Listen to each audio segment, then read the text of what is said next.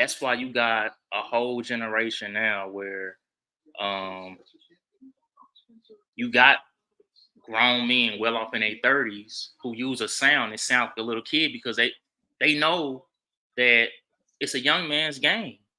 The youth is going to define what is hot and what is not.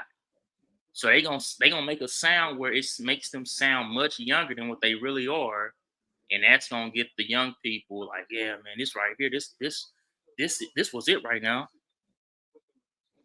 Yeah. But welcome back to another episode of the Hoopy Story Podcast. We put basketball proper perspective. I'm D Knows Ball. I'm here with Ray, White Boy Chris. Little Chris will be joining us later. We got a good show for y'all tonight. We got NBA trade deadline winners losers, and then we got two debates: should AD be considered for Defensive Player of the Year, and the difference between Embiid and Mitchell playoff failures. Uh, we can start off just by talking about the games from yesterday. We just run through them. And yeah, I don't agree, Ray, on the music tip, but I feel you. But Raptors beat the Hornets 123-117. Cavs beat the Wizards. Warriors beat 76ers. Hawks lost to the Celtics. Spurs lost to the Heat. Pelicans beat the Clippers. Pistons beat the Kings. What pop out from yesterday's games?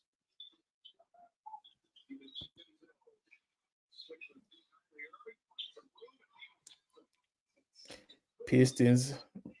I don't know, bro. Yesterday, King should not have lost to no Pistons, man. I think that's I think that was the biggest story from yesterday. Pistons beating the Kings without Cade Cunningham. But is that a bigger story for the Pistons or is that a bigger story for the Kings? Because no Cade, but then on the King side, it's like we was healthy and we lost to the Pistons and no Cade.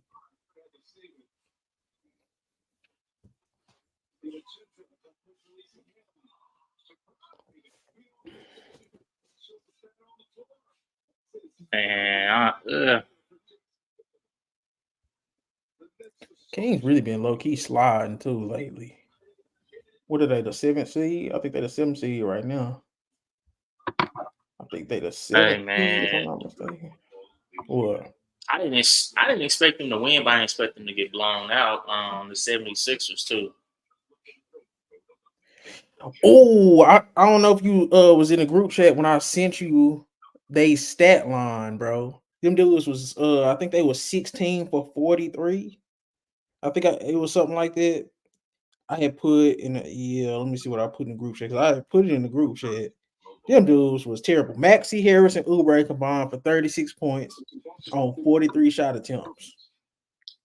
And Curry only took 7 shots. Didn't have not had under 10 points. Like, bruh, look who y'all lost. They I lost lost two. to I lost to a Andrew Washington Wiggins. play. I lost to Andrew Wiggins and lost to Kaminga. They role players didn't even play that good, right? They role players wouldn't even just go. It ain't like they role players just was going off. I just I don't know, bro. So are the 76ers cooked, bro? until until Embiid come back and is actually 100%. They on the same level as Golden State right now, probably a little below them. But I don't expect Maxi and Harris to just be that bad on a nightly basis. Like they're actually way more efficient than what they presented against Golden State. So they're gonna have some games where they're gonna either it's gonna either be close losses or they're gonna barely edge out some games. But I don't think they're gonna completely fall off. Because They even 4 and Uber might have 12. a game They here or there 4 and where he just 12 go. without Embiid though, right? They don't. That's what I'm saying. I don't think they're gonna just fall into the play-in spot, but I also don't think they not gonna they not gonna stay a top East team either though. Um, we'll get into it later, but they added Buddy Hield. I don't know, Yeah, I man. seen it. Okay, another game, Hawks versus Celtics. Say dog. Because I was watching that game for a little while until I realized Trae Young and Jason Tatum was having a rock fight. Both them dudes was just missing everything. They was missing everything, bro. Let me look at the stats real quick because I just know just off the eye test. You know, you watching the game, you like, You seen about 5 bricks a piece from them. bro. Like, Yeah, bro, I was like, unless y'all was super efficient before this, y'all shooting bad. they went they combined for 16 for 46. Tatum, Just between those two players? Just between those two players. Which 4 one from was 23 more from three. efficient? Which one had a better field goal percentage? Man, Tatum, his 8 for 21 was better than Trae Young 8 for 25. you see why I turned right? I was like, man, and then I don't know. It was Trae Young's I know fault. Porzingis. Was it Porzingis going off? Yeah, he was going off. Porzingis Okay. and That boy saying that right. he didn't even get in after the injury. He's I got an injury snub too. Yeah, the Scotty Barnes over Porzingis. Now that I'm looking at it, no. Nah, I don't. People was trying to argue Derek White. Oh, I'm like, how you gonna argue somebody that's a lesser option than Porzingis? And don't give me that he a defense player of the year. I don't want to hear none of that. When have we considered a defense player of the year candidate over an actual all-star? See, bro, you trying to make it seem like I was on that train. That was JJ Redick with all that goddamn trying to push Derek White as an all-star. I'm just saying he was playing at all-star level. You was like Derek White don't get as many shots. I'm like Derek White Porzingis only take 2 more shots than Derek White and average 4 more points. Okay, what's your definition of playing at an all-star level? Porzingis over Scotty Barnes. No, I'm saying what does playing at an all-star level mean? Because I'm not saying motherfucker should be an all-star, but I'm saying Derek White was playing at an all-star level. Like he was showing good He never showed me anything of that caliber this year. He's never shown me that ever. He's not I mean he's not a good player, but he's never shown me he's an all-star caliber player. When I say once you reach into that all-star caliber level, that means even if you can't drag your team to the playoffs, you still, no matter what team you go to, you're one of those guys on that team. Mm-hmm. Now, but it's the thing, though. It's not a lot of teams. He won't be one of them ones on that team, though. Man, if you can start on Boston, which has the best starting lineup in the NBA, it's a lot of teams he go to, right? Going to a team and okay, yeah, you part of they rotation. Even if you a start on another team, that don't mean he gonna have the exact same role. Derek White is playing the same role on every single team he go to. Yeah, he goes to the Clippers right now. He gonna have that same exact role. He would take Terrence Mann's spot. Yes, he would be perfect on the Clippers. He gonna become a spot up shooter. He's not gonna handle the ball. He's not gonna facilitate like he is right now. He's not gonna have the ball in his hand as much. His role is going to lessen. Bro, if he was in Terrence, bro, he would be perfect in Terrence Mann. That was a bad example. I would love, bro. You don't think you said he gonna have the exact same role? You don't think his role gonna lessen any? What's his role? What's his role right now? A facilitator. Derek White ain't no damn facilitator. Who they facilitate? Don't say Tatum. It's kind of by Please committee, do not say bro. Tatum. It's kind of by committee, bro. It ain't just no facilitator. He is the official. He was driving kick, bro. So Derek White get them in the sticks. He be going down, putting his hand up like the point guards, traditional point guard, like run too. And he be telling people to go this way. He be orchestrating the offense, right? That's what you're saying. Bro, I didn't say he's a point guard. I said he's their facilitator. How does he facilitate their offense, bro? First of all, driving and kicking is a form of facilitating. Everybody. First, you gotta realize everybody don't create that amount of gravity when they drive, and they know how to. Okay, I know when I drive in. He obviously watches film because for you to know when I drive in this angle, this guy in the corner on the other side is going to leak in. And guess what's gonna happen? I'm gonna take an extra dribble than he expected. That's gonna cause the defense to shift, and somebody gonna rotate, and another person ain't gonna rotate fast enough, and then boom, I hit the other dude on the wing over there. it's more than just driving and kicking. You got to actually know and be patient with it too. Right. That comes in with facilitating. That what you described, I understand, bro. Yeah, I understand what you're saying. But Tatum had 7 assists yesterday. Horford had 8 assists yesterday. Jaylen Brown had 6 assists yesterday. Derek Bro. White had 7 assists. Bro, you see what I'm saying, bro? And that So they drive and kick. Horford a Ain't no, they're facilitator not. there too, huh? You said what? Horford a facilitator. No, but I'm saying they offense is, man, I'm gonna try to take this dude out the dribble, get to the basket. If not, kick it out for a 3. That's literally what Joe Mazzulla get criticized for every time somebody criticizing him. It's a drive and kick offense. It ain't nothing to be facilitated. That's all I'm saying. I Derek thought White is Cleveland just got just dunked on. he's just a guard. But okay, you got in. I'm gonna say this. I'm gonna say this about the Celtics before I move on. I don't trust them, bro. I don't trust them, man.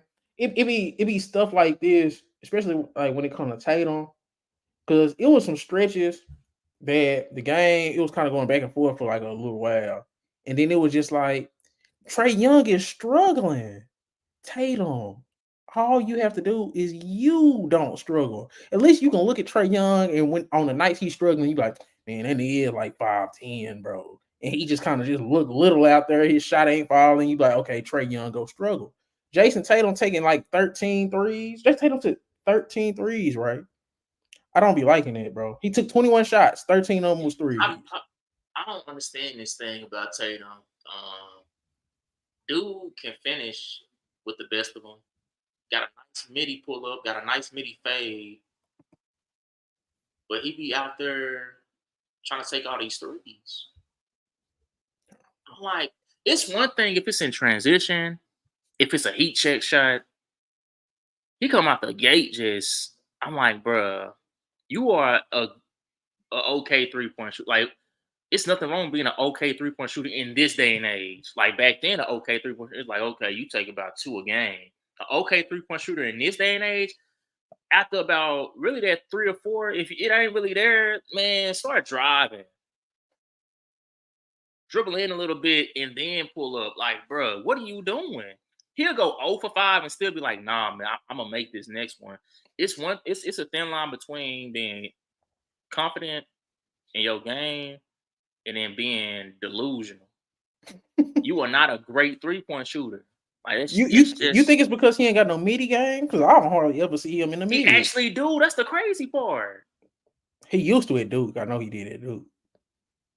He don't shoot as many no more in the game. But when he do, bruh, if you ever watch a game where his offense is really going, it's like, bro, this dude Tatum is cooking right now. Actually, pay attention to where most of his points coming from. No, he got a midi game, but he don't have a midi. He don't use it. But you think that's coaching though? Because it's a drive and kick. Them niggas either try to get layups or threes. That's what I've been seeing. Man, this dude is a top 5, borderline top 10 player, man. Like you can if you want to move into that 7 to 10 range, it don't matter. When you up that high, I don't care what era you in. You put somebody from any era, the coach only gonna tell you so much. Because most time you don't earn your right to say, "Hey, coach, I respect what you got going, but trust me here." What like Well, right, that's it, worse. That's worse then. That means that's what he I'm wants to saying. take all them threes. They That's what I'm shot saying. 49 I'm like, threes I yesterday. can't blame Missoula and went like, bruh, every other top 5 to 10 player, think about it. They play their game. But they play the coach game, but they playing their game. Jokic not going out there and say, all right, Malone, I'm gonna do everything you tell me to do. We ain't gonna get Jokic. Luka don't go out there and say, Coach, all right, we're gonna do everything you want me to do. We're not gonna get Luka. That's like if you I get trying what to you're separate. saying. So that just means Tatum is just he's overdoing it with the threes then. Because I get what you're saying, but I'm It's thinking, I also don't trying to know. discuss his IQ when it comes like Coming just in his spicy offense Tatum is awareness. It's a lot of stuff about Tatum. It's just kind of like on the offensive end mainly. That's because on defense, I don't really got too much to gripe about him on defense. I was just gonna say that. And he take on the big matchup. I just think he just like you said, bro. I think that's one of my main problems with great two-way players. How many great two-way players can we think of that was actually a great offensive player, like legit great offensively? You see what I'm saying? Like to where it's point, like You probably only Kobe, can name Kobe, 4, and none of them really in this era. You come probably in, can name 5. come in, When I'm talking Spice about City great Tatum on is a both great value. ends, like it's like okay, they're equal on both ends. That's what I mean by a great two way. You got Jordan, you got King, you got Duncan, you got Kobe, I don't know what's up. and You said then Jordan. You said Jordan, Kobe, Duncan, Hakeem. shoot, you could throw on Kareem in there.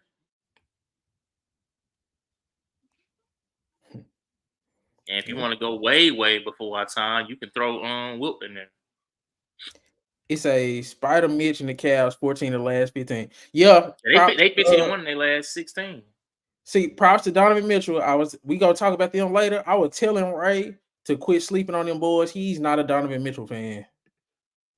Lakers was out their mind thinking they was gonna get Donovan Mitchell, Anthony. Bro, that'd be the delusional Laker fans. The real Laker fans, I'd be knowing that they wouldn't even be entertaining it. I didn't even know anything about Lakers trying to go after Donovan Mitchell. That's how much. That's how much that Lakers really didn't put too much thought into that. We won tonight too. Yeah, see y'all played the Nets. The Nets got the worst duo of all time in Mikal Bridges and Cam Thomas. Bro, that is terrible. But Ray, you caught the Pelicans in the Clippers game last night? Yeah. Say it out. Because I think the Western Conference finna be about matchups, right? I don't think they want to see the Pelicans. Pelicans got too many wings. When I looked at how they was lining up, I'm like, that wasn't no fake win yesterday. Because I went back this morning and I was watching some of it, and I was like, you know how a team could be like, oh, they just came off this road trip. They just did this, they just did that. Maybe they just was top. No, that just they really was a matchup problem for them. What you think? I'm not saying that they would be favorites, but when the Pelicans play if they supposed to play, they're gonna be a nightmare for any team. But that's the thing, though. Shoot, yes, they is. Name me one team that they can't match up against Denver. when they on their A game. Denver and Minnesota. The only person that's gonna be out of this element is Valanciunas. And even then, I think Valanciunas can do a solid job. He ain't gonna be. Jokic still gonna be Jokic. But outside of that, who really gonna? Aaron Gordon on Zion? Who you got? Michael Porter Jr. on Ingram? Really? Aaron Gordon on Zion not bad, but it's just they ain't got nobody for Jokic. That's the thing with the Denver. They ain't got nobody for Jokic. And with the Timberwolves, they got the rim protection for Zion. You see what I'm saying? But I think I kind of would favor the Pelicans against. I don't know if I would favor them against the Suns, but I kind of would. Because you got a lot of people you can throw at KD and Book and Bill. You can match up with the Clippers and the Suns and the Mavericks if you the Pelicans. I think we're gonna and OKC.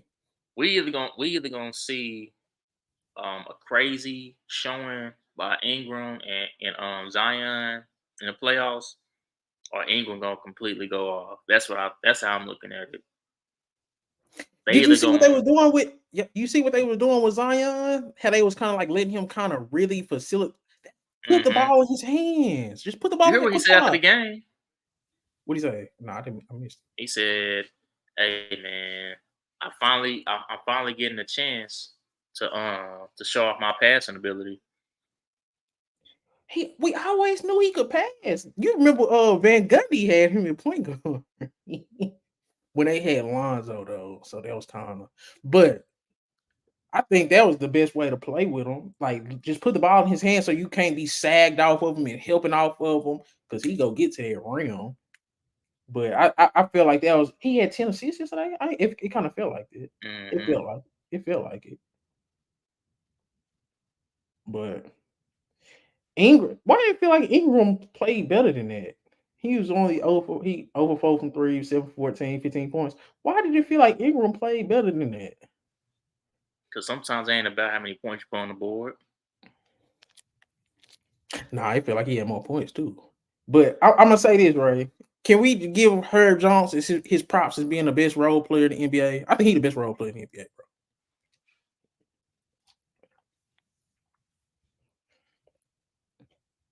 You disagree? I'm not gonna say I disagree, but I mean, I ain't. Yeah, Okay, which role players would you rather have over Herb Jones? that's what I was saying earlier. I feel like what's his name? Derek White is a superstar role player in today's era. He's a role Yeah, player in my eyes. that's cool. But I'm saying he was playing at a all-star level in terms because he damn near getting about. What I was mean, Derek we White call we getting? call Draymond Green a superstar role player, and he was making an All Star game. So I mean, that don't That's what mean I'm saying. anything. Like, that's all I'm saying, right? It's not that he's really supposed to be no all-star or no shit like that. But I'm saying in terms of efficient offensive player, an efficient two-way offensive player. You see what I'm saying? 46 from the field, 40 from three, 16 points, 5 assists, They 4 would have, bro. rebounds. They would have put if they would have put what's it called, Derek White in there. A lot of people would have been like, "Are you serious?" I know. No, no, not an actual all-star. I'm saying at an all-star level where it's like he damn near playing like a top 30 guy. You see what I'm saying? That's what I mean when I say playing at an all-star level. You playing like a top 25 to 30 guy. You playing at that level, not necessarily should be in an all-star game. You get what I'm saying? I'm not pushing for Derek White to be an all-star game like no JJ Redick. I'm just saying he's playing at a top 25 to 35 player level. You know what I'm saying? Mm-hmm. That's all. Because you killing me on the all-star part of it. But I'm just saying he's playing at a just that level of a player in terms of status in the league. We can't argue that he's not a top 35 player, can we? I mean,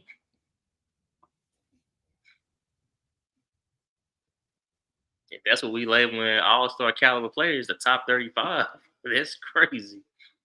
Bro, oh my no, just I'm saying, bro, if Derek White, bro, Ray, you was missing my whole thing. I'm gonna get off this. Derek White averaging 16 points, 5 assists, 4 rebounds on 46, 40, 89. And then you know what he brings defensively. You can't claim this. He said my T Wolves blasting the Bucks 97-73 in the fourth. Doc about to drop to 1-5. Bust no fire Doc too if he don't start winning. You can't do that. They ain't got Dame. They ain't got Chris Middleton, and I think somebody else out.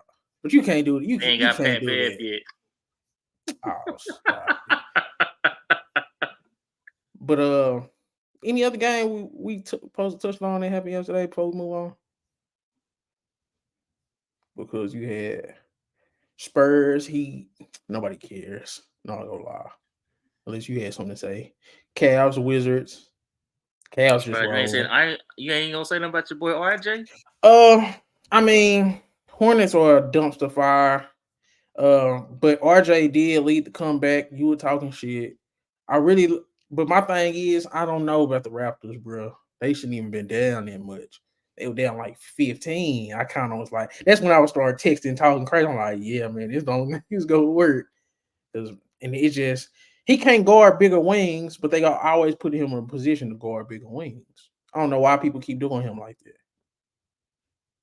He's not big enough. He's a shooting guard. He's built like a shooting guard. He's just 6'7". I don't know So what's up that's with the NBA and they personnel, huh? he gotta get in the weight room. No, he's a shooting guard. He's a big shooting guard, not a small forward. You see what I'm saying? So he don't got that competitive nature that you don't Oh trust his competitive nature Lord. enough. You just an RJ hater, bro. RJ, RJ, he brought them dudes all the way back. He made all the key plays. Shout out Mount Bridges, he dropped 40. And So Brandon Miller, how I told tall y'all, is Kawhi? 6'8". So what's the difference between them? Kawhi got a 7'3" wingspan. And what's RJ Barrett wingspan? RJ Barrett wingspan about like 6'9". He got a regular wingspan. Let me see, because what does that matter? He's just not big. That's what I just said. That's the main thing. He got to get in the weight room. He How much do he only weigh? he only 23, bro. That's How much he crazy. weigh? He got a 6'10" wingspan. Damn, he only 6'6". He's 6'6". What? RJ Barrett weight. RJ Barrett weight. This is a wild thing to ask for. 215. Oh no! I thought you about to say at 6'6". least under. I thought you about to say under 210 or something. No, 215. That's a solid, bro. 6'6", 215, 6'10" He got the wingspan. size. He got the quickness. That's a solid wingspan span for a shooting guard. That's what I'm saying. He's a shooting guard. They put him on Miles Bridges. Miles Bridges is what, right? Miles Bridges is like 6'9". 6'9". Probably 6'9", 225, 230. Come on, bro. Hey, you already know the era we came from. The top guys was guarding the top competitive players was guarding the other top competitive players. He tried. He was getting cooked. He was too small, right? He's too small. Miles Bridges is 225. Let me see what his height is, though. Oh, he's damn. They say he only 6'7". He only 6'7". Miles Bridges is 6'7". Well, he just big. And he only got a 6'9" wingspan. He just big, bro. That's all. And Miles Bridges Miles Bridges don't suck. It really don't matter who they threw him last night. He was going crazy. He went crazy the night before that too. Bro, just every time I look up, he got about 25 plus points. Bro, I'm telling you, stay there as long as LaMelo well. And then Terry Rozier not there no more. Like, bro, he like, bro, you pass me the ball, y'all just move out the way. I guess we could move on because I'm pretty much sure that's it. You completely glossed over the Pistons Kings. You didn't even want to hear none of that. Anything you can tell me about that? You try to make it. Well, you know this. I'm like, nah. Cavs, Wizards. Isn't this the game where we were just talking about Sabonis? The only guy I know that can get snubbed from a game. Like, you know how everybody else been playing way better to let people know, like, I got snubbed. He still plays like, bro, your numbers ain't go up none. You still playing the same way. He was 30, 12, and 7. 11 for 17 from the field. That's cool, but look, y'all lost by. Come on now. No, I'm just saying. They lost by double digits. That ain't enough. I need you to go for 40. So we not gonna speak on Jordan Poole. 0 points. He only took 5 shots that game, did he? How you took 5 shots. Yeah. 25 minutes.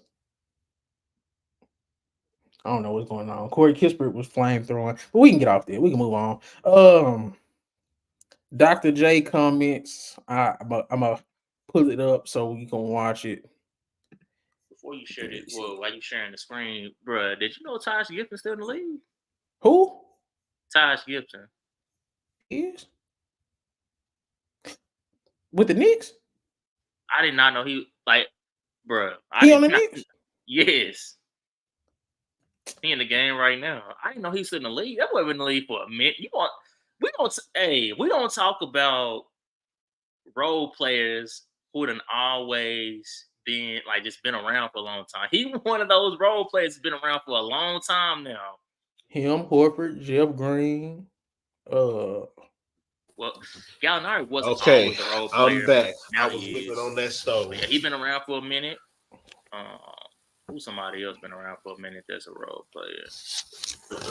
Mm-hmm. But Chris, what's up? Role player? Yeah, he was saying because we was like, man, this dude. He said Taj Gibson was in the game.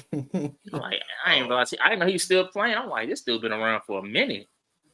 Yeah, what's old boy name? Damn, it's on the tip of my tongue. Man, I mean, we think about the Morris brothers been around. Grant Hill. Grant Hill. Not Grant Hill. George. Is George Hill? George Hill? No, we ain't seen George Hill. I thought he retired. No, I don't know. I seen him in it. I don't know. He might be. He might not. I don't know. You probably watching the overseas game. Robin Lopez. Man, The Lopez has been around for a minute. I think he just got cut. Dang, the Bucks cut him. Why you saying dang, bro? But no, because I thought they were just saying when Brook Lopez had been out that his role had been increasing. Him and some other dude on their team. No, but no one finances. Let's see what Dr. J had to say. So I heard he made some comments. Doctor, I saw a clip of you facing Kareem one-on-one. Do you think we could bring a one-on-one tournament to today's NBA? You won't get all the top players to be involved in it. There's a whole bunch who won't do it. The Eagles are not going to allow it. And that's why, you don't get sometimes the greatest dunkers in the dunk contest because it's about the brand right now. They don't want to do anything to diminish the brand. But Shaq, why are they afraid of losing when if you win, you could become a star? Because they're afraid of competition. So it's a shame that, our biggest stars are afraid of competition. I started watching dunk contests because of this man. After he left, Dominique and Mike took it over. And then Vince. My thing with that is they don't pay homage and show respect. I wouldn't be able to make $40 million without him. Get your money, do your thing, but you have to respect the game, respect them.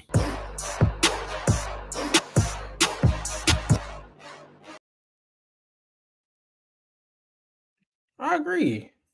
Now, say, bro, y'all know how I feel about this, and y'all know who I'm gonna blame. So somebody else might want to say something before I start saying who I'm going to. Y'all know who I'm blaming. You know who I'm blaming. Shit. It's LeBron's fault. I don't give a damn. Ain't no way. I knew. This the thing. Hold on a second before y'all go on y'all tangent. Y'all little back and forth. I agree to a certain extent about the dunk contest. Because LeBron did promise a couple times that he was gonna do it, and for some odd reason, last minute, he didn't do it. But the thing is, people always tend to follow the shortcuts that LeBron took far as making a super team. Mm-hmm. People follow not wanting to do the dunk contest, but the things that people don't follow is a young superstar coming to the league at 18, handed him the keys. He didn't make no excuses. He just got to work. They don't follow that part. They don't follow the part where, okay, you know what? I'm gonna right my wrongs. I did mess up the league. I'm leaving this situation I created. It's my fault that I created this, but I'm leaving the situation now, and I'm gonna go win a ring in another the original organization I was part of. They don't follow that part. They don't also follow the part where, you know what? That's how I created a super team here. I'm gonna go on and lead this. I'm going to a whole other organization. I'm gonna win that. They don't follow that part. They only follow the parts where it's saying, man, why can't I follow his shortcut? Why can't and I keep I keep having shortcomings. That's the only part. They can't get past that one part though. And that's the problem. When you try to follow somebody to a T, you better follow it. If you're gonna follow somebody, you better follow them to a T then. And they can't do that. And that's the problem. So we can blame LeBron, but we ain't seen nobody do it since LeBron. We didn't see people try to replicate it. KD was the closest one. And the only part he got to when he went to Golden State, when he tried to leave and go to another organization, it failed. He with the Suns now, and time is ticking because he ain't no young chicken no more.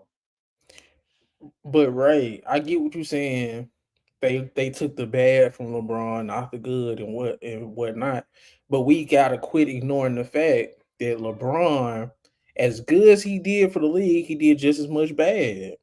Because if you look what he's doing now with the Lakers, bro, Dr. J did everything but come out and say it, but call him out, bro. When he got to bringing up legacy and not looking bad and brand, you know who he was talking about.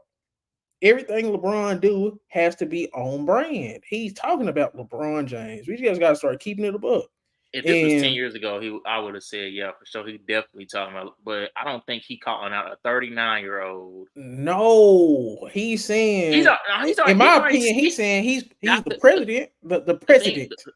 I'm saying the thing about Dr. J is Dr. J is known for calling out names. He's spoken about LeBron before, so I don't think he would just throw a rock and hide his hand. No, he gonna have his hand still held high after he throw that rock. And No, people he's got on saying him the young before in guys the that don't past. want to do it is because of LeBron. That, in my opinion, because it's the own brand shit. They don't want to compete.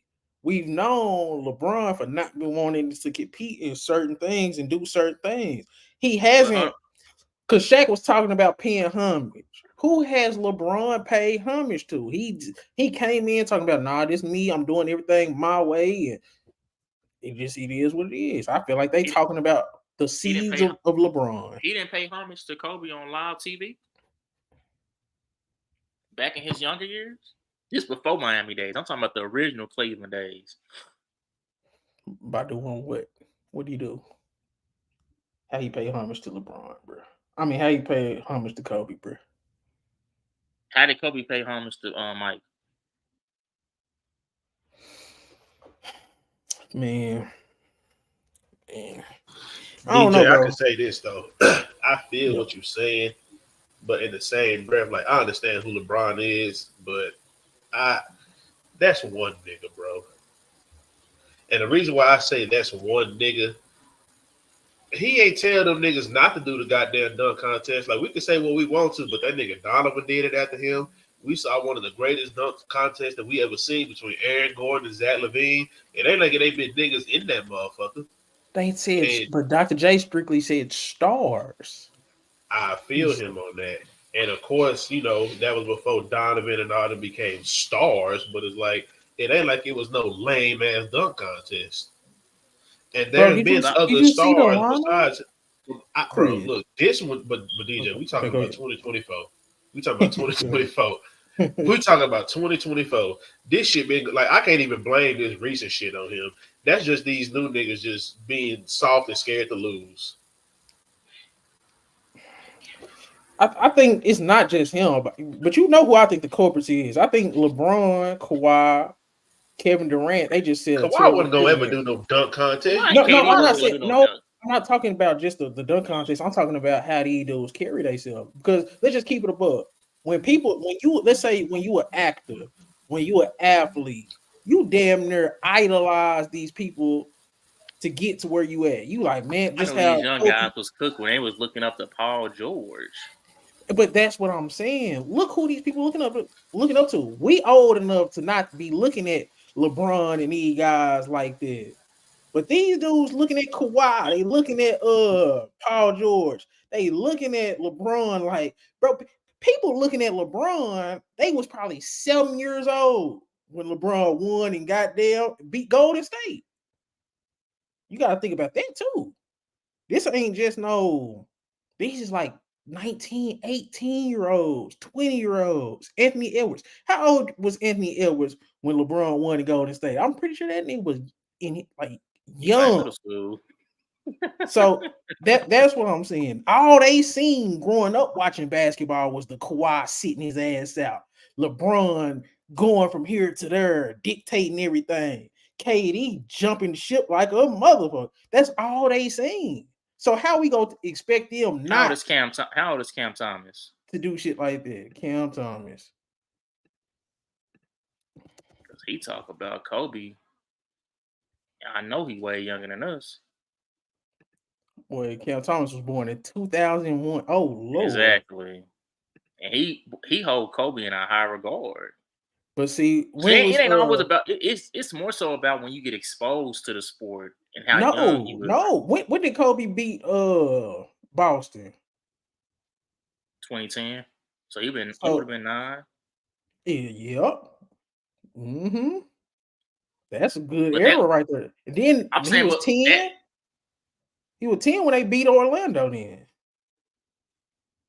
No, because he beat Orlando before. He beat Orlando before. Oh, he beat Orlando before. But he was about 8, 9, 10 years old when Kobe was still doing his thing. So shit, that's still reasonable to where it's like the first person you got to see was Kobe. How old is Anthony? Anthony Edwards got to be the same age as Cam Thomas, just about. But that's what I'm saying. But then you got to see, you was a teenager when LeBron was doing that going to Anthony Edwards is 22.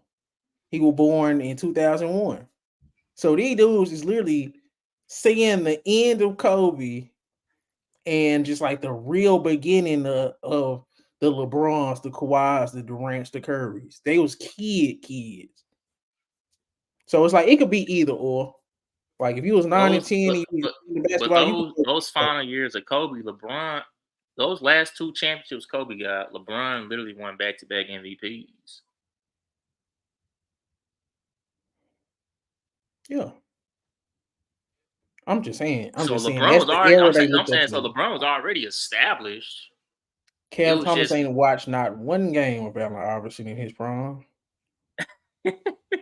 How he watched Kobe. Kobe was still doing it in 2010. He still was good. Boy, that nigga was in Detroit in 08. Allen Iverson, he was like in Detroit, Memphis around that time. But the year before that, he was in Denver. Right, stop it. When was he in Denver? Let me see. The year before they went to the Eastern Conference, the Western Conference Finals. I want to say he was there. You pushing and every next year they end up getting Chauncey Billups. And that's around the time where bro was. That was about, they went to the Western Conference Finals in 09. So if he was 8 in 2010, I mean he was about like, but nah, yeah, he about 6 years old when that shit was going on. No, he's about 7. 07, 08? Yeah, he about 6, 7 years old. 7? Oh, hell no, he ain't seen no he ain't seen no he ain't seen the good version of Allen Iverson, bro. I mean, he didn't see the best version, don't get me wrong. But Allen Iverson was averaging 18 points a game, bro. That dude was born the same year Allen Iverson went to the finals. Yes. That's all I'm saying, bro. That is crazy. They didn't get to see that real grind era of that. They didn't get to see the Dirks, the Shaqs, the Dunkins when it was just like, say, man, I don't know. But you can't. Cam Thomas still putting stuff together. He a young dude on a team that's not really experienced, and don't really have no veterans around now. But you can tell he cut from a different cloth than the era he came up in. Like you can tell he's very competitive. He wants to win. He wants to take that last shot. He wants to be the guy. Like you can clearly see that in how he walks on the court, how he talks about the game, how he approaches the game. You can clearly see like he is cut from that old school cloth when it comes to that point. Like even Luka, it's certain young guys you can just see. Like Luka, he's not going to run away from no. Bro, his first playoff, he had to go against Kawhi and Paul George, and he went out there and was literally looking like he belonged there, like he'd been there before. Like Luka is one of those young guys. He don't, man. When it comes to just like we can argue who the most talented and who the most skillful, but when it comes to just competitive drive and just the competitive nature to the game, Luka is second to none. Okay. I don't care what age group you put him with, how many years they've been in the league, Luka is right there. Okay, I'll give you that. Now that I think about it, maybe I was a little too harsh with this generation because I do think a lot of these dudes is competitive. I think all of them really competitive outside of the older generation. I think because I do think like the Brunsons, the Anthony Edwards, the Donovan Mitchells, the Lukas, even the Giannis, bro. Yeah, I think Giannis and Jokic is the, you know what I'm saying? They really competitive. So maybe I'm being a little too harsh, but with the dunk contest shit, they were watching LeBron and they'll say, hell no. The stars. It just is what it is. On that, on the I mean, that's cool, but at the same time, bro, like LeBron ain't the only ain't been the only star, and he ain't gonna be the only star. Some other niggas could have jumped in that bitch if they really wanted to. We give Steph Curry his props for holding his hand on the 3-point shooter. Yeah, he did it last year. I think he's doing it again. He came out of retirement just to remind people who he is. He reminded Halliburton who he was today too. Hey. Hey. Bro, that dude was cooking, bro. I'll be the first one to tell you, Curry is right outside their top 10 all time, man. And he's still playing at a high level right now. Curry can do that any night against any top. You know what, bro? I ain't even gonna lie. That nigga Curry He in my top 10. I'm sorry, bro. It ain't even so much like trying to discredit nobody else, bro. But when you talk about nobody ever thought that somebody like a build like Steph Curry, maybe outside of Allen Iverson, would ever be able to carry a team. This nigga has been carrying these bums for so long. I ain't never been so mad. I'm talking about the new age basketball. Isaiah Thomas in that era, like, you know, that's when, you know, nigga dribbling like that and shit. Man, go watch. Go actually watch. No, I'm not. Man. I'm not discrediting IT, but IT was a real like facilitator. Like we never asked him to score, but that nigga IT was like that. I ain't trying to say none of that. I'm just talking about this new era of basketball. It's not really too many people that we would think like a Steph Curry to lead a team to a championship. Chris, you're right. It's only been him and Isaiah Thomas. They've been the only point guards that's been legitimate, multiple time guys that's getting 18 to championships. Chauncey Billups did it that one time, but they had 4 all-stars. It was just like a really good Chauncey Billups way bigger than those guys, though. And he big, but I'm just saying, like, there ain't been no number one options that's been point guards that's winning finals. That's why I say a lot of this shit. Steve Nash tried to do it. Like, you think about some other great point guards who tried to do it and they came up short. So the fact that they actually did it at least 2+ times, that's admirable in itself. And the fact that he did it without KD. When he did that with Andrew Wiggins, yeah. When your second best player, Andrew Wiggins. Shout out to Tony Parker. I mean, Tony Parker came from a great coach and a great system and great players around him. But Tony Parker also got a Finals MVP in there. So shout out to Tony Parker too. I mean, I love Tony Parker, but he had the greatest power forward of all time. But so he did. Hold on a second, because you know how people try to say if Kobe was so great, why he didn't get at least one Finals MVP. Tony Parker actually got a Finals MVP on Tim Duncan's watch while Tim Duncan was still in his prime. But no. Tony Parker is great. I love Tony Parker, but I'm saying in terms of like carrying a team, he's never carried it. Oh no. That's why I said I just said shout out to Tony. Yeah, Parker. Just shout. Yeah, I see what you're saying. But grabbing the Finals MVP in there, I wouldn't. No, I'm not putting him on a level. But we can move. What's this say?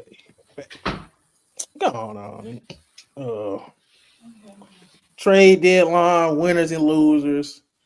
Are y'all pretty familiar with the trades, or do y'all need me to name them out for y'all? I paid attention to the ones I feel like was worthy of being of my attention. So of course the biggest one was the Knicks. They got Bogdanovich. They got rid of. Finally got him out of purgatory. I'll just share my screen so we can go through the trades. Yep, you can do that. I'll say this though. I'll say that every contender that made a trade, in my opinion, won. Anybody that's trying to make a push won. Dallas, I think they won their trade. I think Milwaukee made a good trade. I think Philly made. Can we have the Dallas discussion real quick? I don't think they won the trade. You don't think they won the trade? No. I'll say this. Okay, let me say this. I think they would have won it if they didn't give up that pick with PJ. They gave up multiple picks. They gave up one, I thought. They gave up a 27 and they gave up a 30. I thought it was just one pick. That's what I read. Just one first round pick. I mean, just I don't know. I can't remember what round, but it was just one draft pick, I thought. Man, bro. Let me No, pull it up. I thought it was one draft pick. I'm gonna find it. PJ Washington to Dallas. Can y'all see this? Hold on, let me make my screen bigger. So this one, they got Charlotte Hornets received Seth Curry, Grant Williams, a 27 first. That's top 2 protected. Yeah. Yeah, they gave up one pick. Then you got to go to the Gafford deal. Where's the Gafford deal at? Daniel Gafford. No, I'm just talking. Okay, go ahead. Dallas received 24 first round pick. Thunder received a 28 first round pick swap. Wait, what the hell? What's this? Dallas received Daniel Gafford. I don't get it. The trade. Dallas receives. So Dallas got a 24 first. Well, no, that's just between Dallas and OKC, and then this one is between Dallas and Wizards. Oh, okay. So that's just a different trade. So They got okay, first. so I don't It's not understand a that bad. second least Like I said, the favorable. only trade, the only thing I didn't like was the pick they gave up with that PJ Washington trade. Everything else, I'm really cool with. okay, but if they They bring get it a in at first 24 round. first, okay, that's not bad then. But Yeah, then they they bring it in the swapping first a round pick. 28. They swapping a 28. 24 is But a you- trash. Oh my goodness. Oh my goodness. Bro, why do you think it Mavericks says already the got their second stars. least They probably just favorable? gonna, you never know. They But might get a DJ, you hidden got to think gem. about it. That's That's a why they role didn't play. You mind never doing know, that. DJ. Daniel Gafford, Rashawn Holmes. They gave it up. See, look, I'm looking at it. They got from Oh, OKC. Look. Dallas receives a Okay, 24 yeah. first round pick from that's least favorable, whatever. And then the Thunder received the 28 first. The Mavericks They gave gave it that up for Daniel Gafford. The Mavericks are stupid. The Mavericks are ass water, bro. Because now we don't have a 28 first round pick because it's a pick swap. Yeah, we don't And got the then we first. got They don't got the first round pick. then you They got just this got. one, and then you gave up a 27 for PJ Washington. So we gave up a 28 pick swap, a 24 first, and a 27 first for PJ Washington, Daniel fucking Gafford. I mean, honestly, bro, like, Oh my god. I'll say this though: if Daniel Gafford keeps playing the way that he's been playing, as far as like just on the defensive end, I don't think I'm too much gonna be tripping on you know, like I said, I just don't like the pick for PJ. I think I'll be okay with the pick that they gave up for Gafford because that is a glaring need that we need. We need somebody that can lock down the paint. I like Darren Lively, but he's young. He's a rookie. I think he just needs a little bit more time under his belt, build up his basketball IQ. The talent is there. He's just young.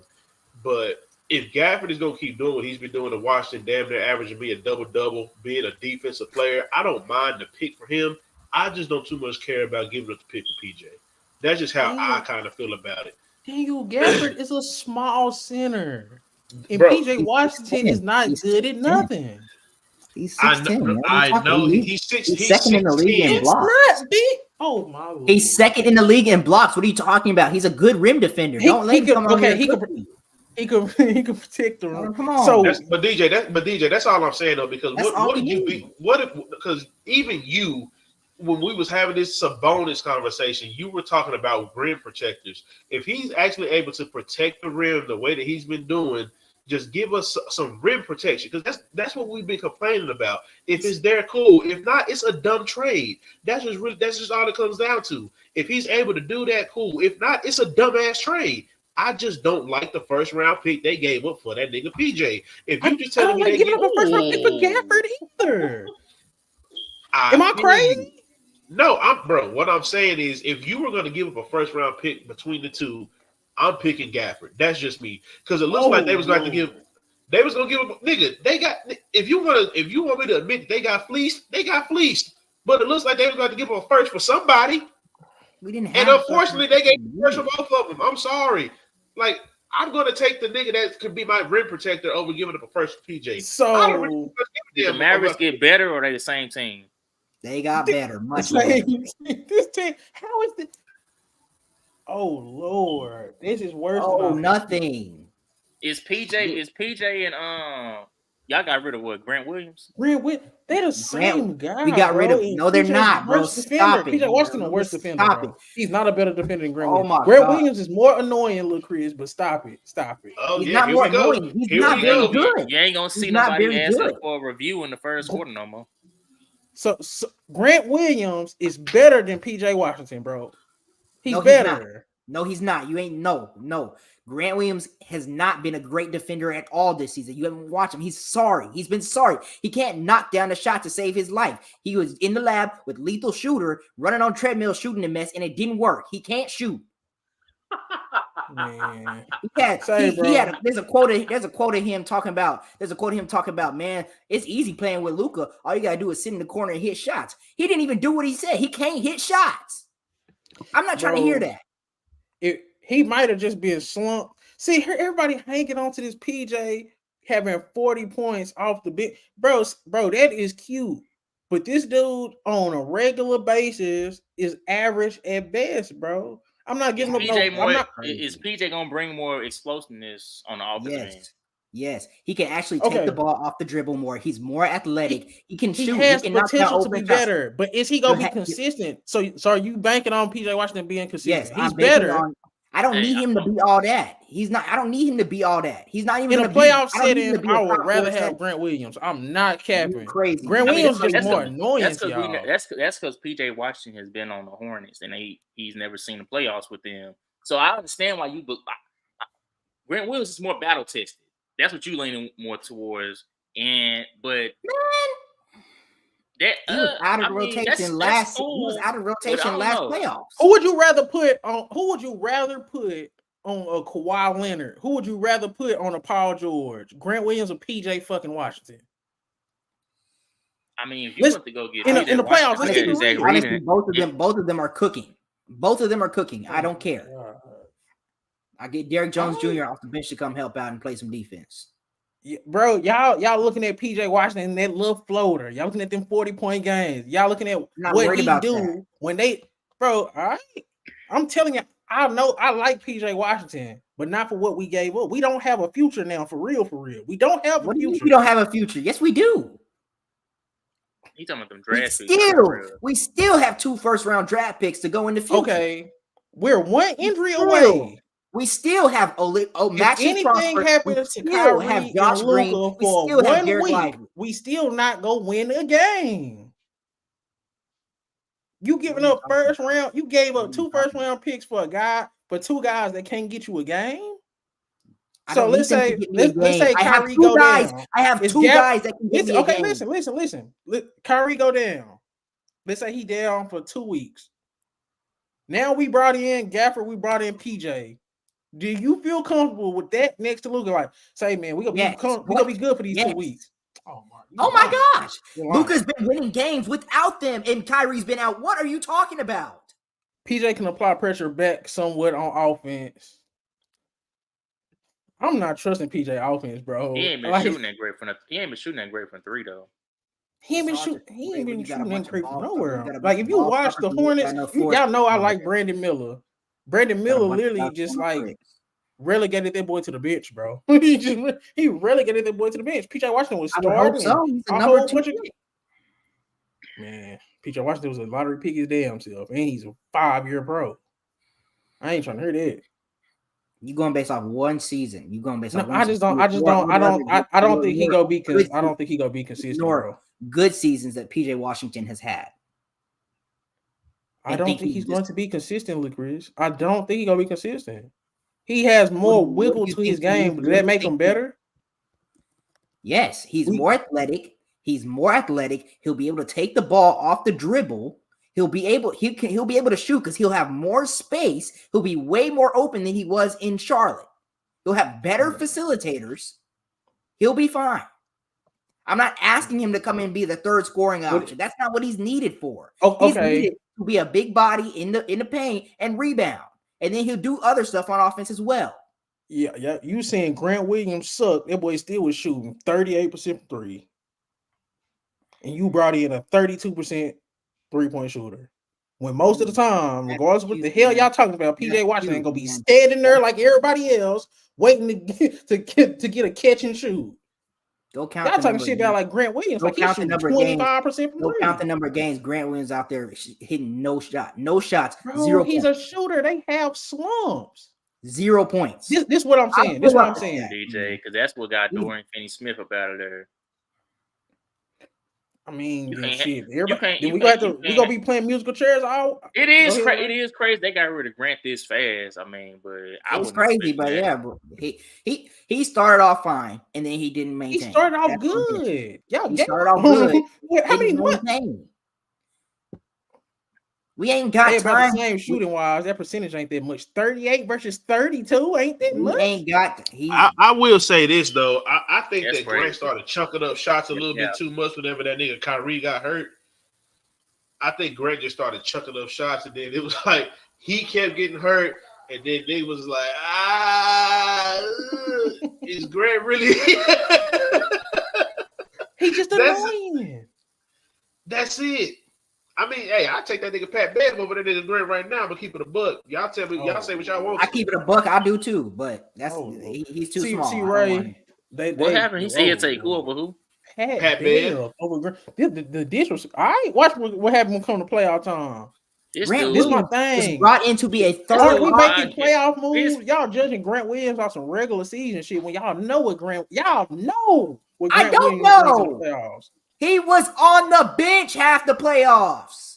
That's because they got 17 wings and they got 2 all NBA wings.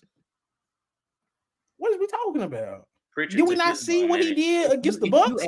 If you're able to elevate your game in the playoffs, then why can't you play good in the regular season? Bro, look, 61 playoff games. Grant Williams, he's averaging, well, he only averaged 6 points, but he shoot 46 from the field and 43% from three. And you know what he brings defensively. I'm saying in a playoff series, I would rather have Grant Williams than PJ Washington. And that's what we brought Grant Williams in for, not the regular season. Ray, please tell me I'm not crazy. You can't get to the playoffs without playing good in the winning in the regular season. So no, that's the not team hasn't been here. Kyrie played 29 games. Best Cleveland played like 20-some games. Luka barely done played 36 games. Like, we can't, bro. We ain't got to see the team. We didn't get to see the team healthy. And Grant Williams was on the shooting slump. And Luka's already a crybaby. And Grant Williams was a crybaby. So it's like, we just like, man, we can't have all these crybabies. That's really all this shit was. Grant Williams is annoying. I get that. But we're not finna act like PJ Washington and blow him out the water enough to where you give up Grant Williams, a first-round pick, Steph Curry, for PJ Washington. He ain't that much better. That's what I'm saying. Just you wait and see, buddy. Grant Williams, I hope. Off-brand PJ Tucker, though, to be honest. Grant Williams is not. Let's see what he do in Charlotte then. Since he better than PJ Washington, he better be looking better than PJ Washington in Charlotte. Role player. No, thing, bro. He's they gonna be in the same role. What we wanted, what we need, bro. PJ Washington is not. How good of a defender do you think PJ Washington is? Y'all talking about his scoring because he said PJ can get 17, 20 a night with opportunity. Grant Williams can't. That nigga, Kyrie and Luka playing. Tim Hardaway. Oh, okay, we'll see. Them dudes is not. I just don't see PJ. I don't see PJ getting the score. He's gonna get what he been getting, about 13, 15 a game. Bro, the only way I see PJ getting that, in my personal opinion, bro, PJ never gonna become a sixth man. I just don't see how you gonna get that if he in a starting lineup. That nigga's gonna be a defender. That's what I'm saying, Chris. They letting his talent go over his role that he's gonna be in. And I'm pretty sure they might start him off the bench at the six man. That's what I'm saying. He gotta be a six man to get. He gotta be a six man to really, but to get that type of production that they was giving him out of Charlotte, like to get even close, he gotta be. Because bro, who was comparing to Luka and Kyrie in Charlotte? Like that, we really just like saying like, oh no, they getting the ball, nigga. Like yeah, LaMelo is, but like just legit like he had people over there that was definitely gonna get their shots before he did. But they ain't Luka and Rozier Kyrie. got traded. But they ain't Bridges, Luka and Kyrie. But they ain't Luka and Kyrie. Not them, but I'm saying he still had people that was ahead of him as far as options. Like he wasn't the second or third option over there. He was like the fourth or fifth option most nights. He had plenty of opportunities to be the first, second, third option, whichever one's available, because they've never been healthy, man. He can't do it. He's not. Say, bro, I know we all see. So when Grant Williams has had the same opportunity to be a Grant Williams is see this the thing. Grant Williams we ain't never asked Grant Williams to do with PJ, do that type of shit. And we traded a role player for someone much better. And you sit up here crapping on that man. What I'm saying is he's better, but he's still going to be a role player. Bro, okay, so this is my only thing, Christian. This is really my whole thing. I've been talking about Jason Kidd coaching for a long time. Like, PJ is a good role player. He was a good role player on Charlotte. I'm not going to take that away from him. But let's see what the hell Jason Kidd going to do with that nigga on Dallas. Because we've seen this nigga take other players from other teams that we thought was like, oh, yeah, he really liked that. And their role got diminished. So let's just wait and see. That's all I'm saying. Like, like at this point, I ain't even trying to take nothing away from the nigga, bro. I just know who my head coach is. Lakers That don't nigga even ain't want cracking a Christian Wood. 13-point mark in terms of averaging. Christian I'm Wood telling y'all, plays 10 bro. minutes a game. I'm telling y'all, bro. But now we gonna have to move on to a different team. That's Because fine. we can talk about this all day. We gonna give it a week after he started playing. But Let's talk about my boy Bogdanovich, man. Bogdanovich to the Knicks. But y'all heard. Let's talk about a real guy that's gonna be against Buckets. But see, OG Anunoby got hurt. Who's that? Me, my bad. Oh. But OG Anunoby, we just heard him. I think he having surgery. I think he got elbow surgery. So he's out for 3 weeks. Randall finna be out. My thing is Brunson was out tonight. And Brunson out. Okay, say that again. What we talking about? We talking about the Knicks because they just brought in Bogdanovich, and y'all sleep on Alex Burks. Alex Burks been hooping too. He played with Knicks at one point before, right? Yep. Yeah. Say, man, let me tell y'all something right now. I know that the Knicks kind of been like kind of one of the teams that we kind of talk about, like the Heat, but not so much so because they got Jalen Brunson, who can really like facilitate that team. Say, niggas, when I tell you that New York, I think I said this about OKC a couple years ago with all them goddamn picks they got. Let me tell y'all something right now. If y'all ain't looked to see all them goddamn picks that New York's still sitting on after what they did today, y'all better go take a goddamn look. Yeah. They still a you proud position. Niggas better go take a look. But my thing is now, it's like, what do they even need at this point? I think they could win a championship right now. They just got to be healthy. They're not healthy. That's my problem with the Knicks right now. And my Nigga, thing they better is, than Milwaukee right now. They'll beat Milwaukee right now. I think they could beat Boston. I realistically think they could beat Boston. I do not trust Boston. That's gonna be the real mark right there. That's gonna be something to see them against Boston.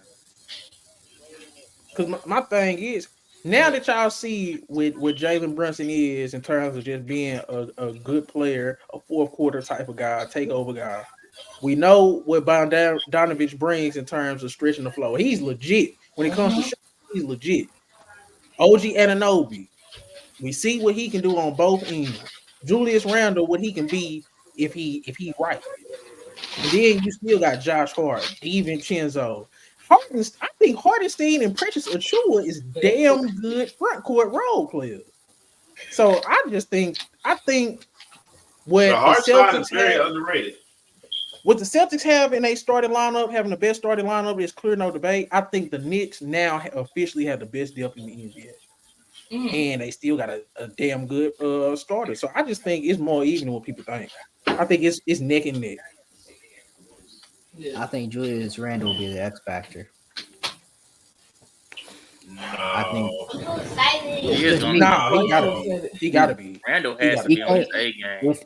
He gotta be on the A game. If he's not on his A game, they're not going where they want to go or where they should be going. So it is gonna be up to him to show up during the playoffs, show up on a nightly basis. He can't just come in and expect Jalen Brunson to come here and everything like that. He's gonna have to show up.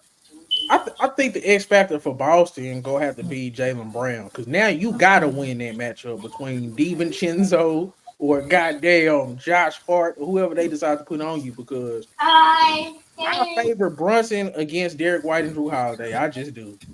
I favor Tatum against OG Anunoby, but it's gonna be nice where OG Anunoby probably shut him down.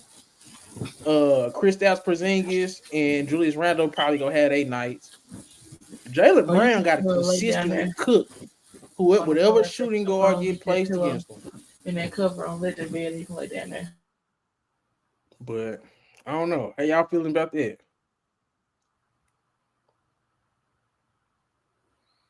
I agree. I mean, yeah, like you could say, yeah, they match up. I think they'll match up well against Boston anyway. I just think, yeah, if in my opinion, I think Knicks will have. I think, and that's the thing where Boston struggles. Knicks will be more physical with them. I think they're a more physical team. Tom Thibodeau teams play hard and everything like that. So if Boston steps up to the plate and is willing to play that game too, I think they do have a chance. But I'd be leaning towards the Knicks.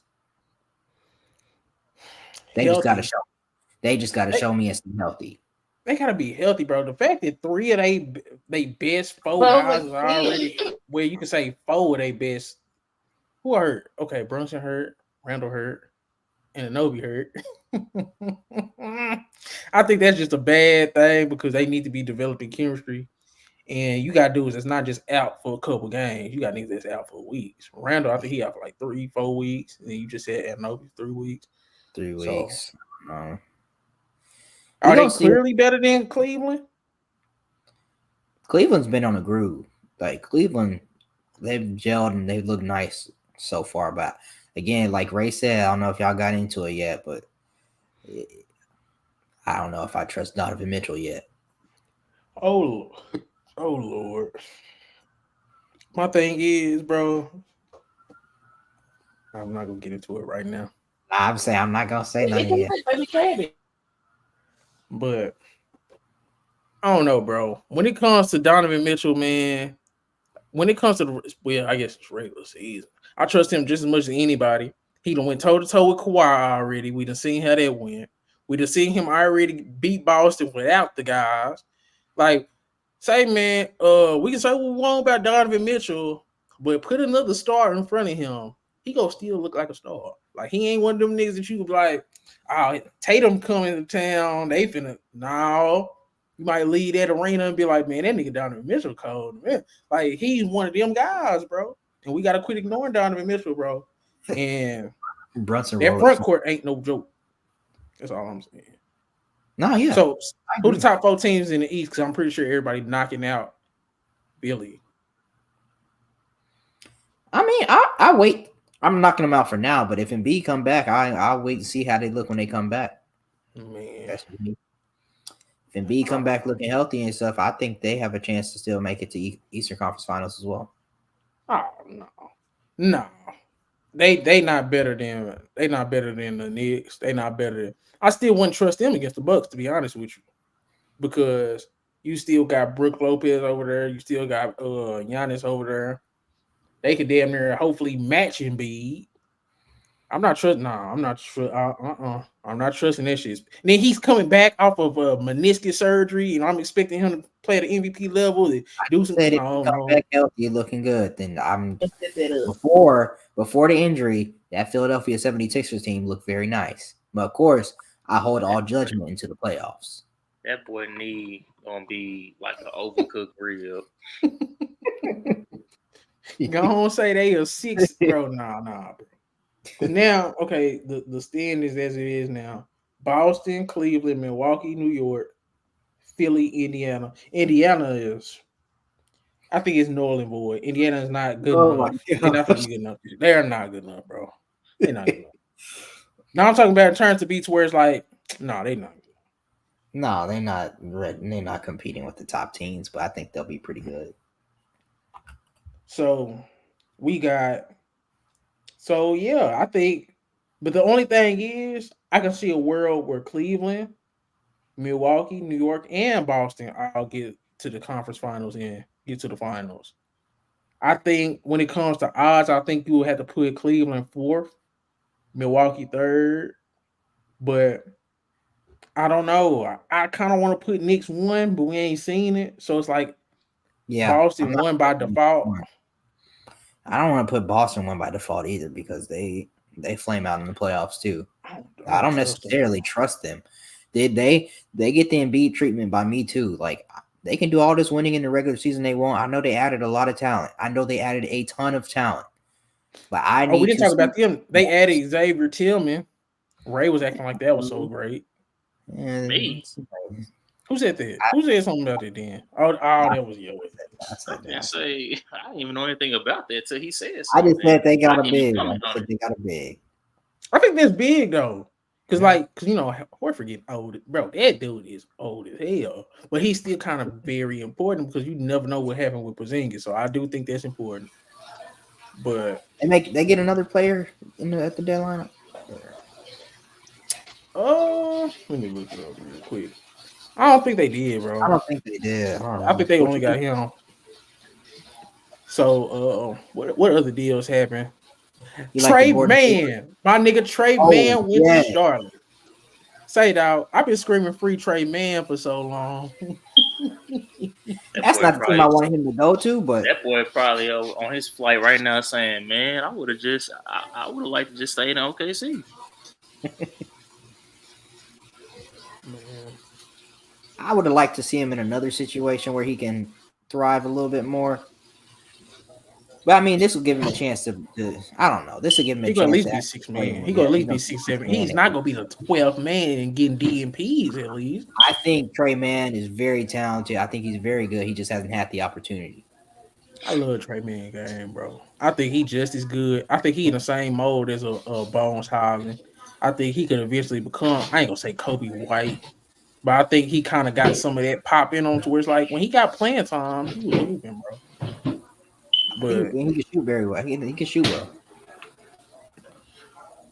well. Who else? Who else was a deal? The Buddy. How y'all feel about Buddy Hield? The Buddy Hield deal. It's a gamble.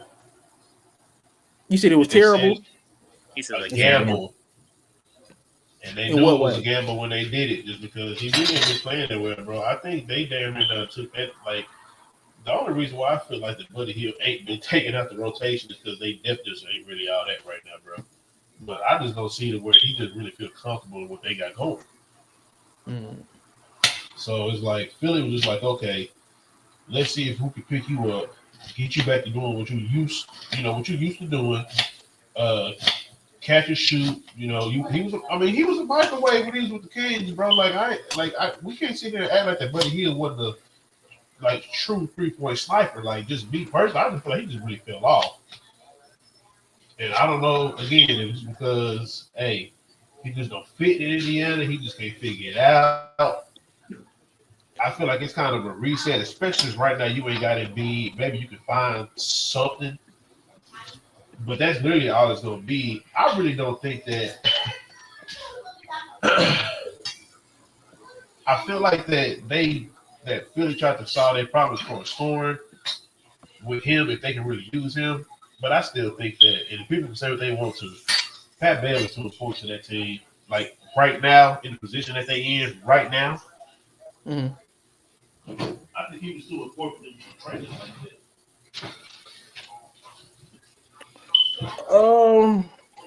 I think Pat Bell was important, but they needed some scoring pop. One thing we know about Buddy Hield, if he get hot, he can score. He's hot. And I think that's what they hoping for. Yeah, they was a bottom 5 team in 3-point taken, 3-point made. So I think they definitely tried to screw that up. But I wouldn't make no Buddy Hield trade if I don't know what's going on with Embiid. That's my main thing. So it's like, I don't know. Are y'all upset with any team that didn't make a move at all? Because I think Chicago didn't move. I'm not talking about the Lakers. Chicago didn't make a move at all. New Orleans didn't make a move at all. Atlanta didn't make a move at all. Utah Warriors didn't make a move at all. Didn't do much at all. Like, what's the Warriors?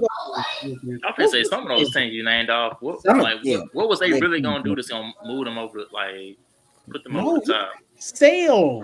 I think they want to sell teams. If I'm the Hawks, bro, I'm sorry, bro. I like Trae Young. I think Trae Young is good, bro. Blow that shit up, and you could damn near trade him. I think he's a second option. So out of those teams you just named off, who's you gonna trade him to? No, I'm not. I'm saying those. I think Chicago should have blew it up. Atlanta should have blew it up. Brooklyn should have blew it up. Pelicans should have tried to get somebody from one of those teams. Portland didn't make no move.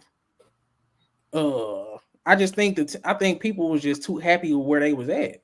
Why the hell ain't nobody? Why they didn't trade Ayton? Why they didn't trade Jeremy Grant, Malcolm Brogdon? You got Simons, you got Sharp, you got Scoot.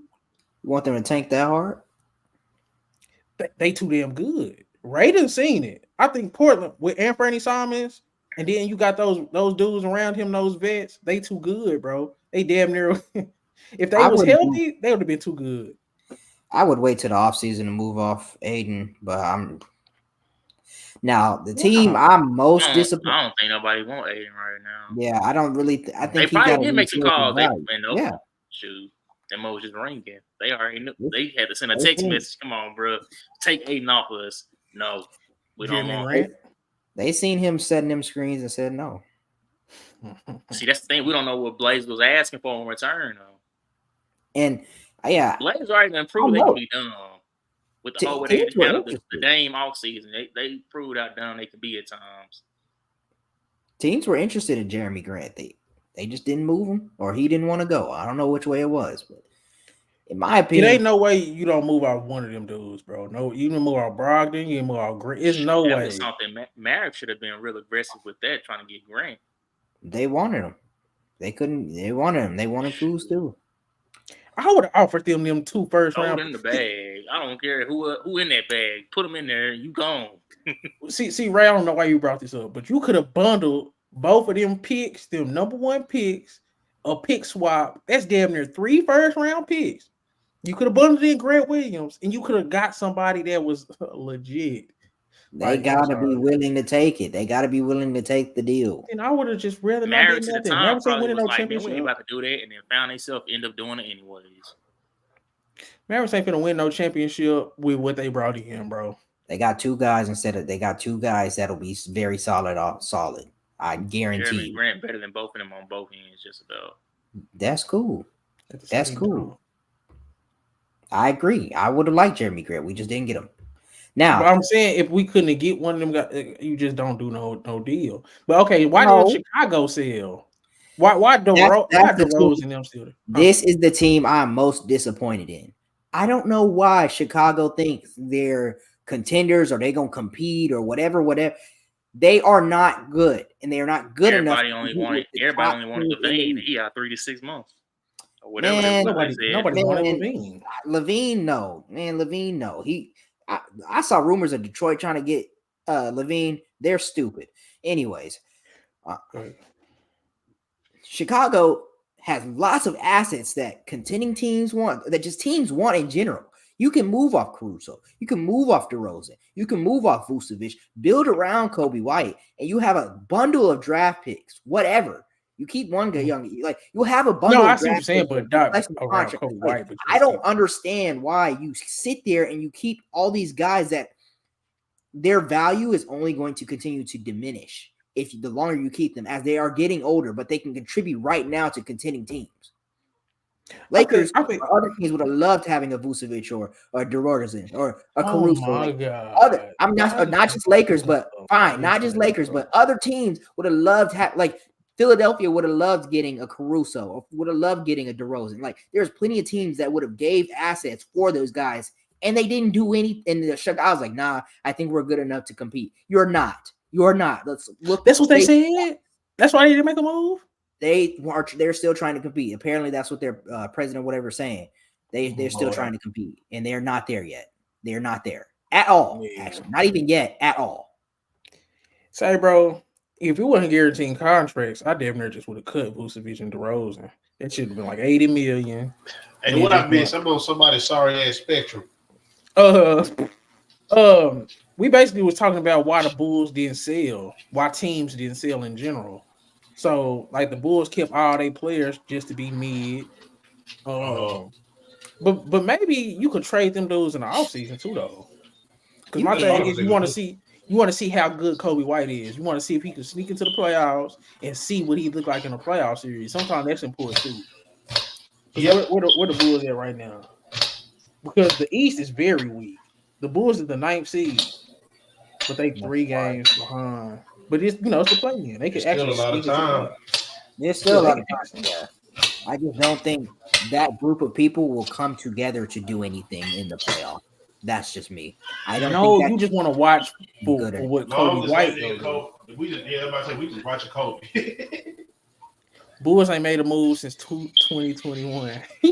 That's a real fact. That's not a joke. That's a real fact. I mean, but you know what it is, bro? Like, and I feel it on that, but at the same time, I'm not excusing them. That Lonzo shit really fucked them up, dog. I agree. That Lonzo injury really fucked them up because, like, a lot of people don't remember how good they were when they actually had Lonzo on the floor with all the boys.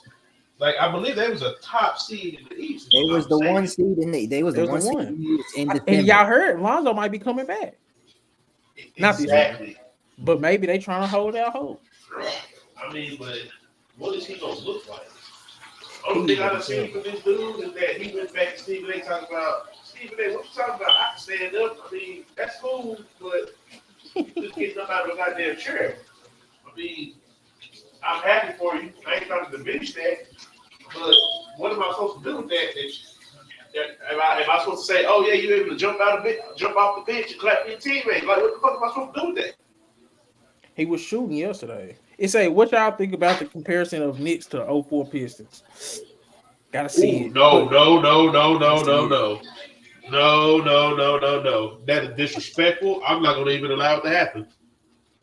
I'm not even gonna allow it to happen. I think people forget just how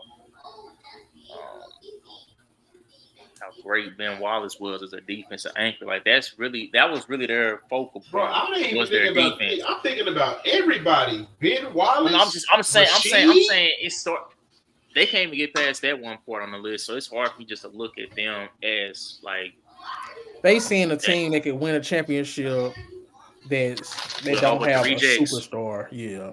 That's not. I'm not saying they think that's a better team. I'm thinking that if they win a championship, it's kind of like the 04 pick. Because this ain't the first team we done seen that had a team with rejects, and now all of a sudden every team that got rejects on it is going to be compared to the 04 Pistons. I mean, I don't know. But when the last time a team of rejects was legit contenders? If you were like, oh yeah, they can actually contend, because we can all see that. Are we all in unison saying that the Knicks could actually contend if they all healthy?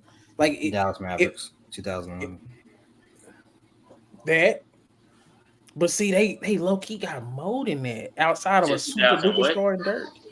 2011 Dallas Mavericks had a good amount of rejects on that team. Dirk was a superstar. That's fine. I agree. That's a kid a reject. That's on. Yeah. Kid was all of fame. Kid was old. That nigga he was old. I'm just saying, John Marion. When you think about that 04 team, DJ, name me one person on that team that was just like, yeah. I mean, we knew what they were skill wise and talent wise, but it was just like people like, bro, man, get them off my team. They are detrimental to our team. Like they either causing us to lose games because of them just having mental breakdowns on the court or getting unwarranted texts and like I can't hear you. We knew what they could potentially be, but yeah.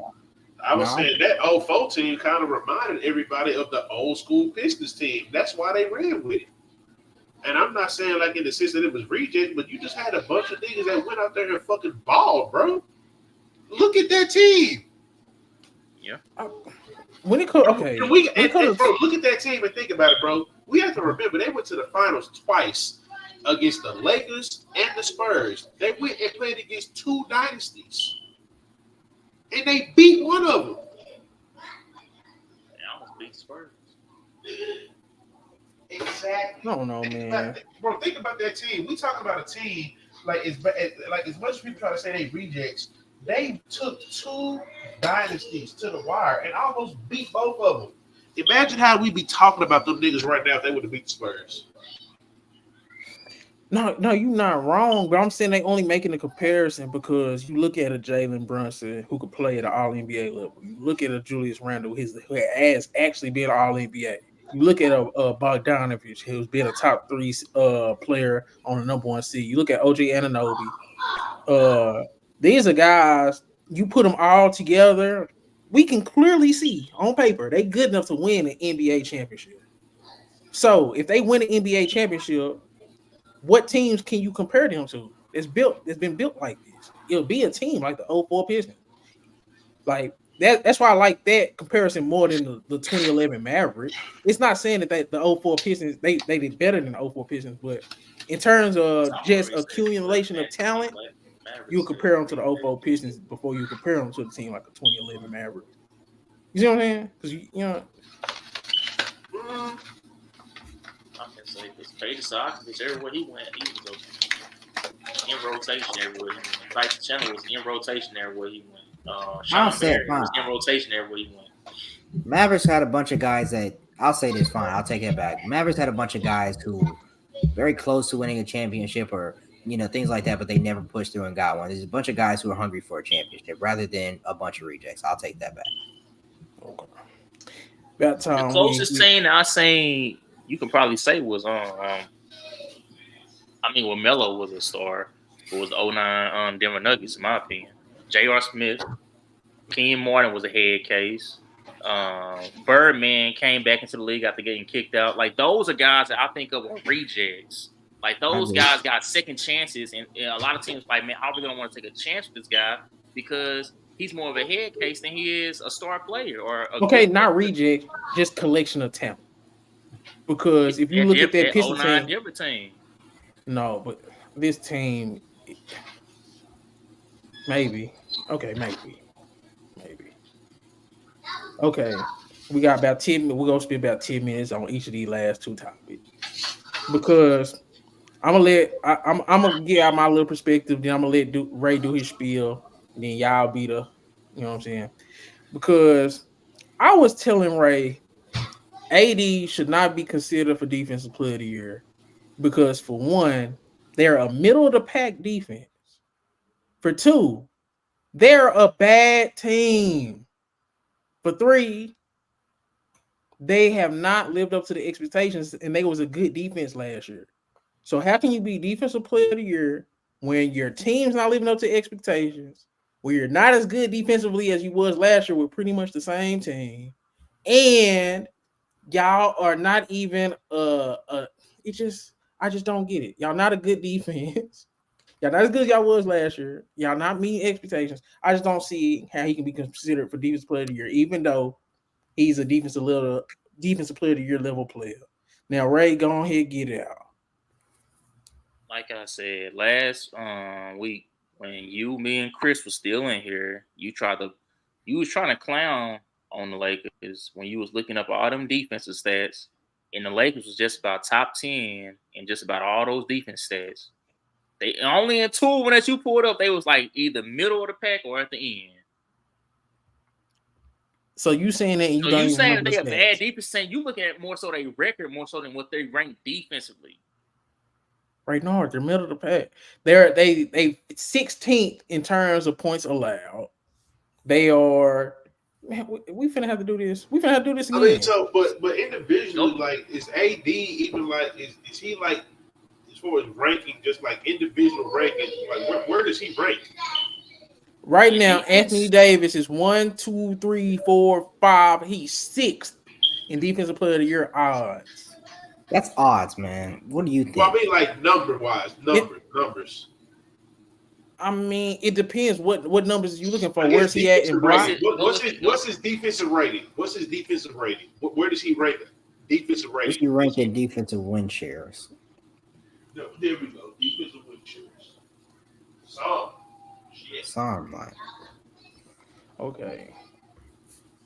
I can't just give it. I mean. Okay, now I'm gonna share the screen because I don't want y'all to be thinking I'm bullshitting or. So look, defensive rating leaders. I'm going to start with the defensive rating, then we go get into defensive win shares. Rudy Gobert has the best defensive rating. He got a 104. Jared Allen got a 108. Hartenstein 108. Carl Anthony Towns got a goddamn 109. He actually been good on defense. It's not cap. Chet Holmgren got a 109 basically. Anthony Davis is behind Donovan Mitchell. Where's J-Dub? You nasty. But sometimes I don't be getting the defensive ratings and the defensive win share shit like that though. I feel you. I don't necessarily understand all the way. But see, they don't even. Okay. Just put in defensive win shares and take out leaders.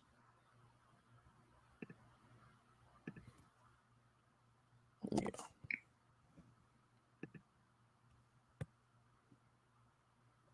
So, offensive rebounds, defensive rebounds, blocks, field goal percentage, field goal true shooting, But Ray, you keep on making your argument because you ain't made an argument to why he should be in the defensive player of the year conversation. Bro,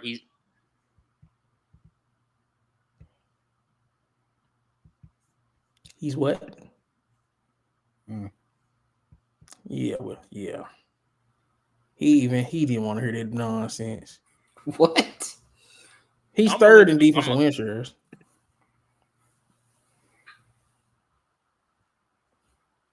The funny thing is, though, DJ, when we had our conversation on the phone, when I start bringing up what he individually does versus what the team does defensively is two totally different arguments.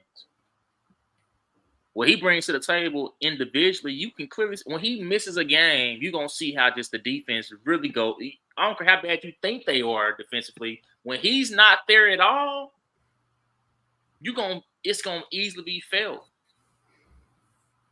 But I'm saying, this is what I'm saying. It doesn't matter because even when he's there, they're not good. I'm saying Gobert's on a team where they're all around good defensive team. He's not anchoring a defense. You can't anchor a defense where the whole team is good defensively. That's impossible. Anchoring defense is I can make up for your shortcomings on defense. I got that. They play defense though.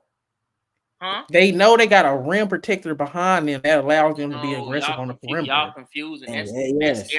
That's what's expected of every big in the paint.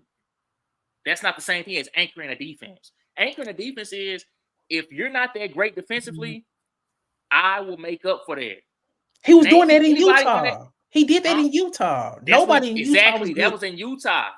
In Minnesota, that's not the same thing. That's you can't discredit him because he actually got good perimeter defenders, and they blow out everybody in the water. But guess what I can do?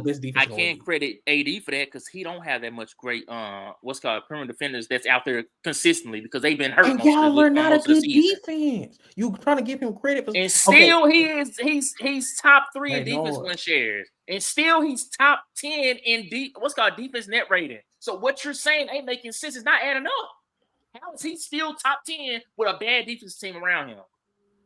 His numbers should plunder too. Then I don't care how good you are. That's because your team is that bad.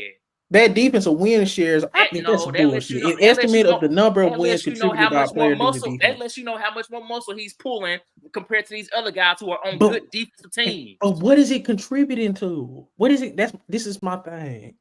Are we going to just put him in a defensive player of the year conversation because he's the best player on defense on a sorry ass defensive team or a middle of the pack defensive team? And if you take him off, there'll be a terrible defensive team. Is that worth being in a defensive player of the year conversation? So good? Why is his number so good if he's just the best on a bad defense team? Bro, my thing. Okay. What? Hold on a second. Explain to me defensive win. Who else on this list? Who else on this list on a bad team? I don't see nobody on a bad team that's on this list. He's the only one out there. So what are we doing here? Name me another bad player. Bad player on the team. How Perrin single on top 10 on this? Stop it. Okay. Yeah, man, not. You said so you got 2 people. You got 2 people out of 25. That's crazy. Victor Wembanyama is 14. He's on one of the worst teams in the league. He's a generational defense talent too, right? Oh my God. What are we doing? What you saying? Oh my God. Don't he lead the league in blocks? Don't he lead the whole league in blocks? Don't he lead the league in blocks? Don't he lead the league in steals with rookies? So okay. You're not telling me how Anthony Davis should be in defensive player of the year talks. What puts you in defensive player of the year talks? A top 10 defense. Good team. No, he's not. So you're trying to credit a team defensive effort for a single person on defensive effort. Let's look at the last. Let's look at the last defensive player of the year. That's not how they judge it. Okay, let's see. You judging it? Go ahead, look, Chris. I want you to speak your piece. Are you saying defensive player of the year should be going only to the best defensive player on the best team defense? I'm not saying it. They the best overall defensive player. It should be the best defensive player on an actual good defense. Look, okay, let's look. So if you got let's look. In 2023, Jaren Jackson won, Evan Mobley and Brook Lopez. Which one of them was on the bad defense? or even a middle of pack defense. No, they always on top 10 defenses. Marcus Smart, Rudy Gobert, Mikal Bridges. Cleveland was Who's on on the a top bad 10 defense? defense last year? Who? Cleveland. Yes. Yeah, they were good defense. Yes, Didn't they translate, was. I guess. It did translate. They just couldn't score either. 2022, Marcus Smart, Rudy Gobert, Mikal Bridges. Who's on a bad defense? Okay. 21, Rudy Gobert, Draymond Green, Ben Simmons. Hold on a second. The What? Suns was hurt all year last year, and he played with the Knicks. 2022, the year before last year. I guess. Oh, you is nasty dude, bro. So Jaren Jackson 23. Bro, we just Marcus going Smart, off your 22. word. I'm not about to look this. I'm not about to look all this up to see if the Suns was a top 10 defensive team. Okay, let's look it up, because here we go with this shit. No, let's focus on what the Lakers are this year. Since you want to say they My horrible thing defensive is, team. okay, let's do it. If this is what we doing. The Lakers' problem is not necessarily defense; is they can't score all the time. They don't have consistent scoring. Lakers team. What was that you was on? What was I think? What was you Look, on? No. Last week when you was looking up the difference defensive rankings for all the teams in the league. This is what I'm on. Team rankings. Okay. Look, LA defense, opponent points per game. The screen froze. You see it? Mm-hmm. Okay. Defense. These are the LA defensive rankings. Opponent points per game. Once they give up 117 points per game, that's 18th. Average scoring margin, 0.6, whatever that means. They're 19th. Fast break points, they're 26th. Opponent, I don't know if that's good or bad. Opponent fast break points per game. It might be good. I can't tell. Opponent points in the paint per game, middle of the pack. Opponent assists per game, 20th. Rebound, like the defensive rankings, okay, shooting stats. Effective field goal percentage, they 16th. The free throw shit, they second, so that's good. Free throw percentage, I don't even see how that's defense. 3-point percentage, they're 20th. They give up 37% from three. 2-point percentage, they're 11th. That's solid. Opponent shooting percentage, they're 13th. Everything is damn near middle of the pack. 3-point made per game, they're 28th. Like they're an average or bad defense, right? They give up 31 first quarter points. It's 28th in the league. I'm trying to see. They good at blocks. They top 10 in blocks because of AD, I'm sure. They don't get no steals. They don't hardly get no turnovers. So, I'm trying to see what. So Anthony Davis is putting up a lot of good defensive stats and having to carry a team that is not necessarily helping. That's the definition of anchoring a defense, not what Gobert. But what is he carrying them to? What is he carrying them to? The thing is, DJ, you confusing what I know about. Hold on, you confusing what I know about how they're going to judge it versus how I'm looking at it. I'm looking at it from my perspective as AD is hands down the best defender out there.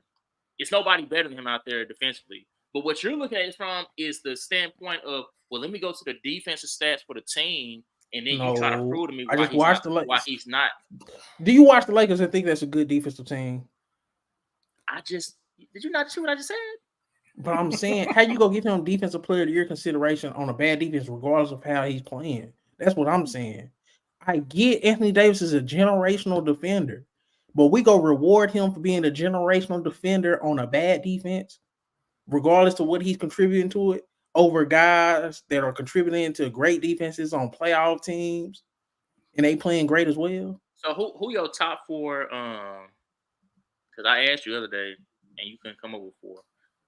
Because you were trying to hold out and not say AD name. I know that was the fact, but you had more time to think about it. Can I just keep it real? You only can name two people. So name me on the other two now that you came up with. Can I just know keep you it can't real? come The up- best you about to defenders force- I you done about to- seen Mhm. in the NBA, the best defenders I done seen in the NBA, just keeping it real. I get on Chet Holmgren ass, but that dude has been crazy when it comes to rim protection. Anthony Davis hasn't been a better rim protector than Chet Holmgren. Mhm. I think Herb Jones, to me, I think he's the best perimeter defender in the NBA. I think Rudy Gobert, he's just the best defensive player on the best defensive team. They got to account for something. And like I've been saying, Derek White has been playing damn near on a defensive player of the year level. You can't cap. Oh, here we go. Here we go. All right. I'm not saying they better than Anthony Davis. Ain't no way you taking Derek White as a defender over Anthony Davis, man. Come on. This is an award for this season.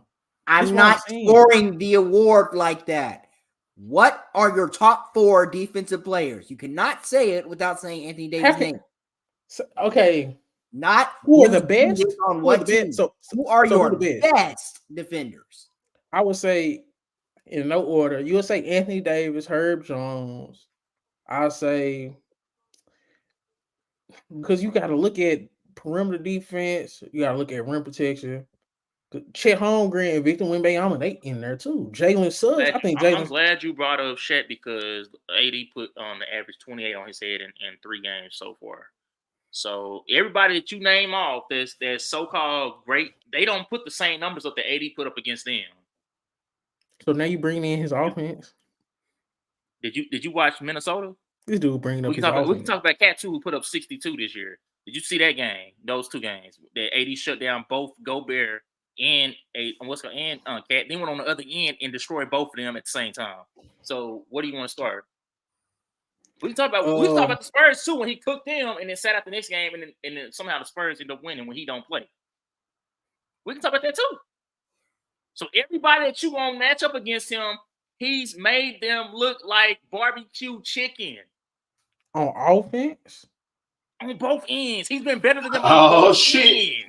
Like barbecue chicken. That doesn't make sense.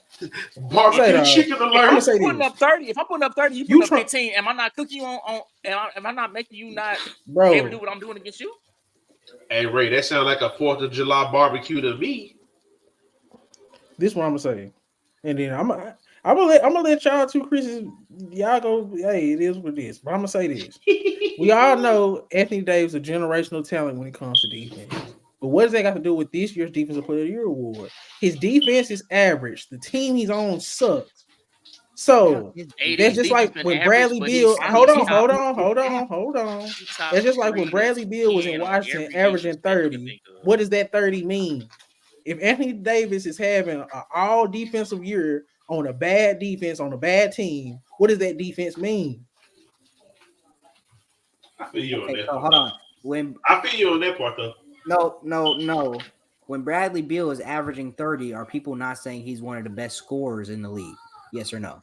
Man, niggas wasn't talking about Bradley. No, yes or no? Nobody wasn't talking about it. People were saying they were saying it was empty stats. Chris, come on now. They were saying that shit was empty stats, bro. Empty calories. In real time, they wasn't. Now we look back, we say that, but in real time, people are saying, "Man, he got snubbed." Man, when they wasn't making the playoffs, when he didn't make the All-Star game, when nobody up and on, is Trae Young a very talented offensive player? And he would have been out of the All-Star game. Yes. Wait. Do you still consider him a good offensive player? I don't care what you're doing. We don't credit. No. That don't have nothing to do with your talent as an offensive player. That doesn't have no. I gave y'all a perfect example. Bradley Beal averaged 30. Didn't make the playoffs, missed the All-Star game, didn't get no accolades for that empty. Bro, we know when got no stats accolades, empty. but does that mean he's not a good? He's not top at what he does at scoring. What accolades was he up for? Should he have been up for? Okay, so accolades are the only way to. He's trying to get Defensive Player of the Year. Okay, my bad. Anthony Davis must suck at defense since he's not in the top 5. I said he's a generational talent. You said he's average. You said he's been average this year, which is crazy to say. I didn't say he's been average. I did not say that. Come on, man. He did say that. I said he's average. I said he's been average. You said he's been average. You probably say the team been average, but you said Anthony Davis. I said he's on an average defense. No, We're you gonna roll said to say his that. defense has Oh, been Lord. average. Nah, he We're gonna didn't roll to say say his that. defense Get was on average. Matt. He said, We're gonna roll he to say said, that. what does it matter? He Y'all said, is what does it cooked, matter man. what does it matter if a player is playing good defense, but the actual defense is average? Chris, you came back. You came back at the wrong time. He said, Oh my I God. promise you, he said When did he say promise that? you. I promise you. When I brought I up ain't hear Bradley that. Beal, I didn't have nothing to say. I ain't hear that. I Cause did. you said, I hold on literally a second, did. because you said he's been average. And I came back, I said, how is he average when he's top 3 to 10 in every defensive stat? And that's when you try to clean it up and say, What defensive stat what does that matters mean when you're being a playing good team defense? basketball? Ain't basketball a Bruh. team sport? No, look, You hold just on. No, pulled real up talk. defensive stats to discredit him. Hold on. I'm bringing up the team defense. Y'all Oh my talking about an individual. Bruh. The only time you're gonna try to use that argument on what's called ain't basketball team sport when it comes to team awards. Defense player of the year, MVP, only one person can get that award. The team don't get that award. Of course, Who the gets person who wins it MVPs going to on who accredit gets their MVPs on a team. sorry team? Yeah. Who gets Nobody. defensive player of year awards on a sorry defense or average defense?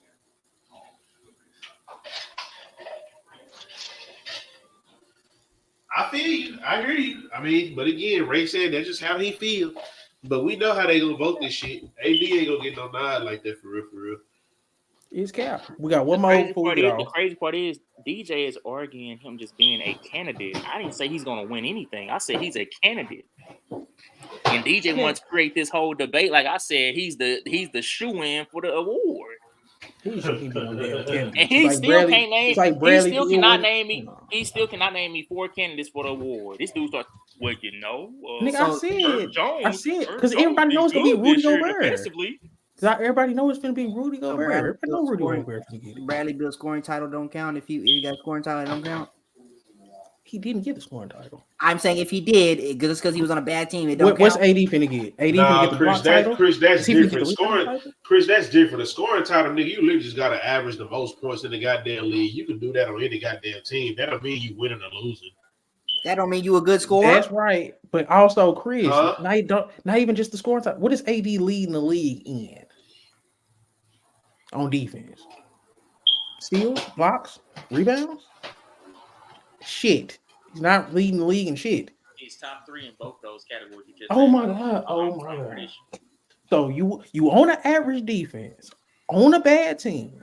You top 3 in some shit. Put it that boy, get that nigga some accolades. Man, fuck out of here. You don't do that shit, man. Y'all know that. Come on, dog. Man, you sick, man. DJ, yeah. Because he know we don't. Come on, bro. When last time we give so much credit to these just because it's Lakers? No, it's like to these losers. Losers, bro. Okay, this is the last one. We're gonna spend about 10 minutes on this. The difference between Embiid and Mitchell playoff failures. My argument was Embiid is bro. They was comparing him to Shaq in the last couple weeks. They was comparing him to Wilt Chamberlain in the last couple weeks. They was trying to say he's the most skilled big man of all time. When you got those type of expectations and you're a big man and you shot like 42% from the field in the Eastern Conference semis, you shot like 17% from 3. This is your MVP season. I'm not looking at you like I'm looking at Donovan Mitchell, who nobody really got expectations for outside of saying he's good. Mm-hmm. That's all I'm saying. Ray was saying we got to look at them the same. I don't feel that way, but Ray, you give your spiel. First off, Donovan Mitchell, was he not MVP level last year? Was he not All NBA level last year? He was All NBA second team. He finished top 6 in MVP. So I mean, this ain't the first year he's getting MVP love. So first off, since we gonna rewind it back to last year. What did Donovan Mitchell do in the regular season that really just got everybody's attention? You scored 71, 72. Name me a time in history where, especially a guard on a playoff team, is putting up those scoring numbers and we don't have any type of expectation for those players. I didn't say we don't have any expectations for him, but we don't have the same expectations Okay, for let me Donovan Mitchell reword. that we have for Joel Let me Embiid. rephrase that. When is the last time we seen a top shooting guard on a playoff team, and we done seen them have playoff blunder after playoff blunder, and just be like, well, since he's not on this level, I'm not gonna hold him to that stature. We haven't seen that ever. Well, when Dwayne Wade was getting bounced in the first round, what happened? What happened? You remember that once argument about? Hold on, you remember when he won that finals in his third year in the league or his second year in the league? It was third. You remember how people start trying to make those comparisons between him and Kobe? They vanished. That's why they went away. We don't talk about you no more because guess what? We're starting to lose hope in you. But that's what happened with Donovan Mitchell. The reason why they didn't get the reason why you don't hear as many people talk about him in high regard is because we forgot about you. What have you done for me lately? But it wasn't like your numbers were just so outstanding in the regular season for us to just keep like, oh man, we got to keep talking about you. But Ray, it's not that. It's not that. You was trying to. So Donovan Mitchell, his criticism should be on the same level as Joel Embiid. We had the same expectations.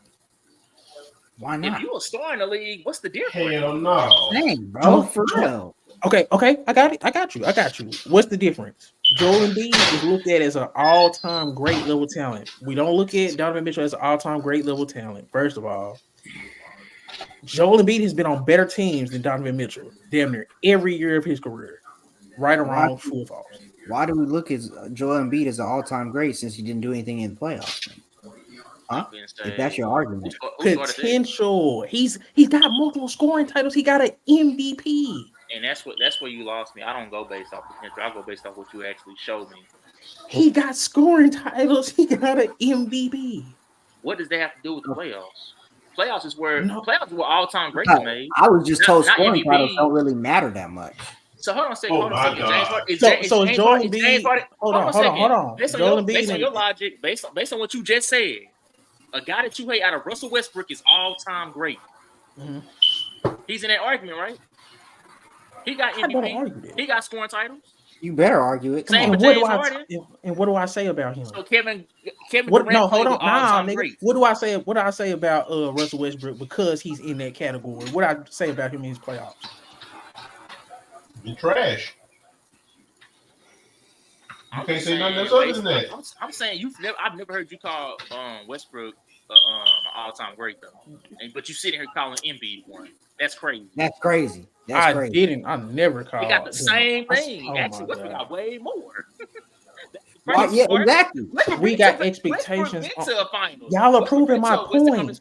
No, what does Donovan Mitchell have on that level to where we can criticize him like that? What does he have on that level?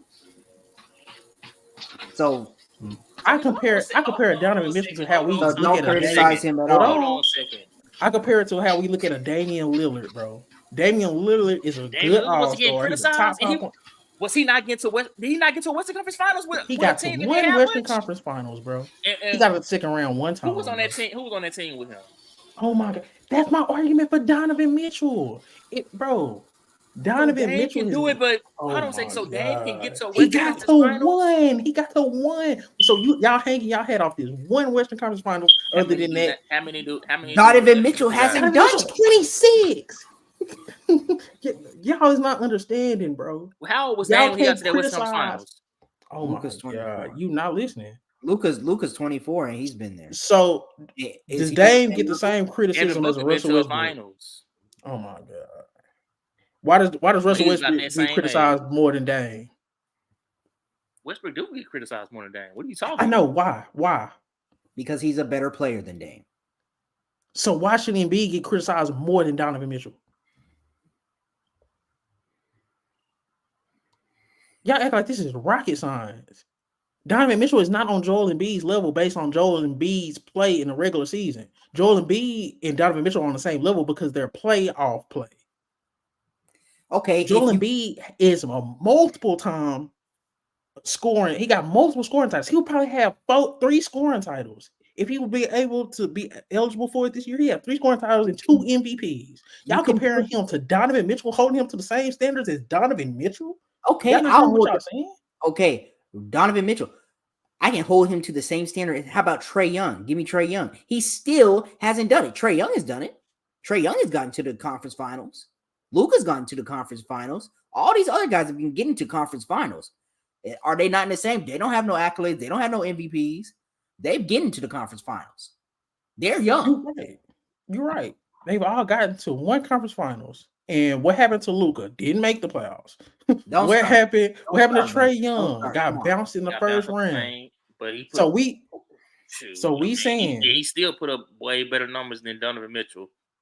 So Luka got to the Western Conference Finals 2 years ago. Trae got to the Eastern Conference Finals 3 years ago.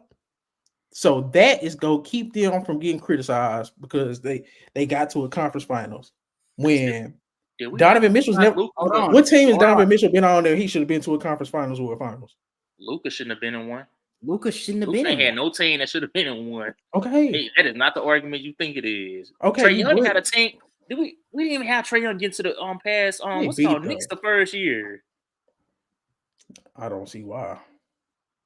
You saying that now because they won, but I'm talking about if we go back to that year, game 1, people was like, "Oh man, the Knicks about to go on and handle them."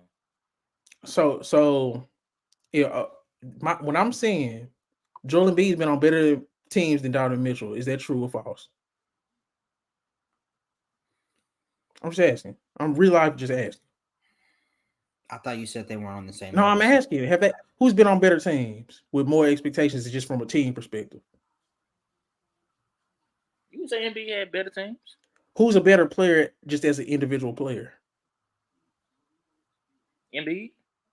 Who's just been more disappointing in general as an individual player in the playoffs? I mean, the fact that he ain't got past the second round, I don't care how good he's played. People gonna automatically say Embiid. Even if the numbers were there, you not getting past the second round.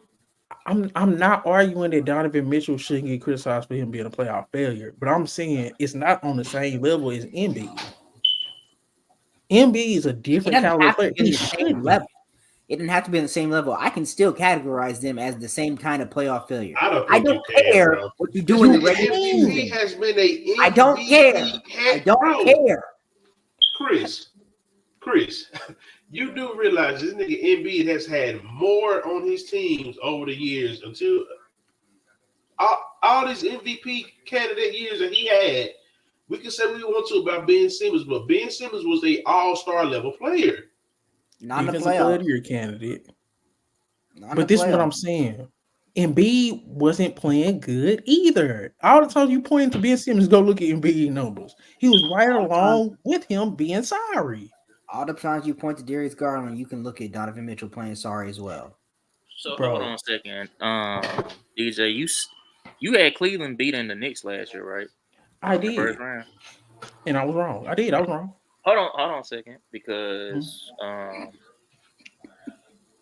they both had solid teams last year. They was the 4 and 5 seed. Solid teams. Yeah. Those are even matchups. Y'all know 4 and 5 matchups are even, right? You said who did you say who was the better player between Mitchell and Brunson earlier today? Who did you say you always said was better? I said Mitchell was until Brunson proved that Brunson was, and Brunson's backing it up. We got a 3-year sample size of Brunson being in the after last year after beating Donovan Mitchell. Okay. Hold on a second. What do y'all think I got Donovan Mitchell ranked as a player? Hold on. I'm getting somewhere with this. So the year before, Mitchell was the definite better player, right? Yeah, you can say that. Who outperformed who? Brunson. Okay. Brunson outperformed Mitchell. You once said that Donovan Mitchell was an all-time level playoff performer. That was until he had 2 straight stinkers in a row. Nah. Okay, so name me another person in NBA history that's all-time level. Not an playoff all time. I'm starters. talking about. Oh my! In terms Hold of on, hold just on. how he Just based on played. just based on, it don't gotta be all time, but just name me in recent history anybody that's an all-time level and they shoot Thank under you. I'm glad you 45% said for their recent. playoff This career. goddamn NBA history shit. Name me anybody. Name me anybody that you know of recent that is considered great in the playoffs and they shoot under 45%. We finna do that because if we get to looking at Kobe and how he shot in the playoffs, he had plenty of moments. where Kobe he- won. Kobe won doesn't count. Kobe See, obviously Kobe playoff percentage is actually higher than his season percentages. His So season I don't think percentages I aren't want to that go there. good. His season percentages aren't that good. Kobe won. It does The not thing count. is, though- Donovan Okay. Mitchell hasn't won. Okay. What team I Donovan don't Mitchell say been on it that don't supposed to count, win? but it You matters. don't. First of all, Not sure. you picked the worst person to start off with. You should have at least started. You should have started with Vince Carter or T-Mac. Start off with somebody who is struggling to get past No, certain no. rounds. But Like you Donovan said Mitchell has. no. You talking about 45%? Like, nah. You're not gonna do that. You comparing somebody who played in the slowest pace ever to Okay, somebody here who's we go. playing in the most. Say dog. What team is Donovan Mitchell supposed to make a Western Conference Finals or Eastern Conference Finals run with? What team? Name the team. Was Luka supposed to make a Western Conference Finals with I'm this not team? okay. They overperformed. Okay, you then. need credit How for come he can't overperforming. overperform? How come he can't overperform? He did How it. come he He can't did. rise in the playoffs? He did, bro. He did. Before they lost to Dallas with Utah, and before I don't like he this lost, comparing other players to players shit. Like nigga, hey, we just asking what did Donovan have? Donovan and Luka are two different players. I don't like this comparison shit. Like we got to stop this comparison shit at some point. Like they was both. You put Luka on that. Hold on, so you put Luka on that Cleveland team, boy. That Cleveland team is a championship team. I don't care what y'all say. Y'all trying to because Luka is a different player. Soften the blow. No, Luka on that team. I'm not trying to soften the y'all blow. act like we got Luka Donovan is Mitchell top 5. Y'all naming top Luka 5 players and comparing them to a top 20 player. Okay, so what either I'm saying, what you're no, saying. hold on, Chris, hold on. Because this is what I'm trying to explain to y'all when I'm talking about comparing players and why we got to be careful with this shit. The only thing that I'm saying is that Donovan and Luka are two different niggas. I am not going to ask Donovan to do what Luka does. I'm not going to ask Luka to do what Donovan does. That's what I'm saying. Yes, Luka could probably do a lot more with that Cleveland team. Luka is a true point guard, a killer that can get other niggas going. I am never going to ask that nigga Donovan to do that. That's the only reason why I say we got to be careful when we start comparing some of these niggas. Are they both number one options? Yes. Donovan was a number one option on a team. He underperformed. That's fine. Luka was a number one option. He got his niggas to a Western Conference Finals. That is also okay. But what I don't like is like, oh, well, Luka got the. That's fine. They two different niggas. They got two different They got two different skill sets. That's all I'm saying. We got to be careful when we start comparing these niggas.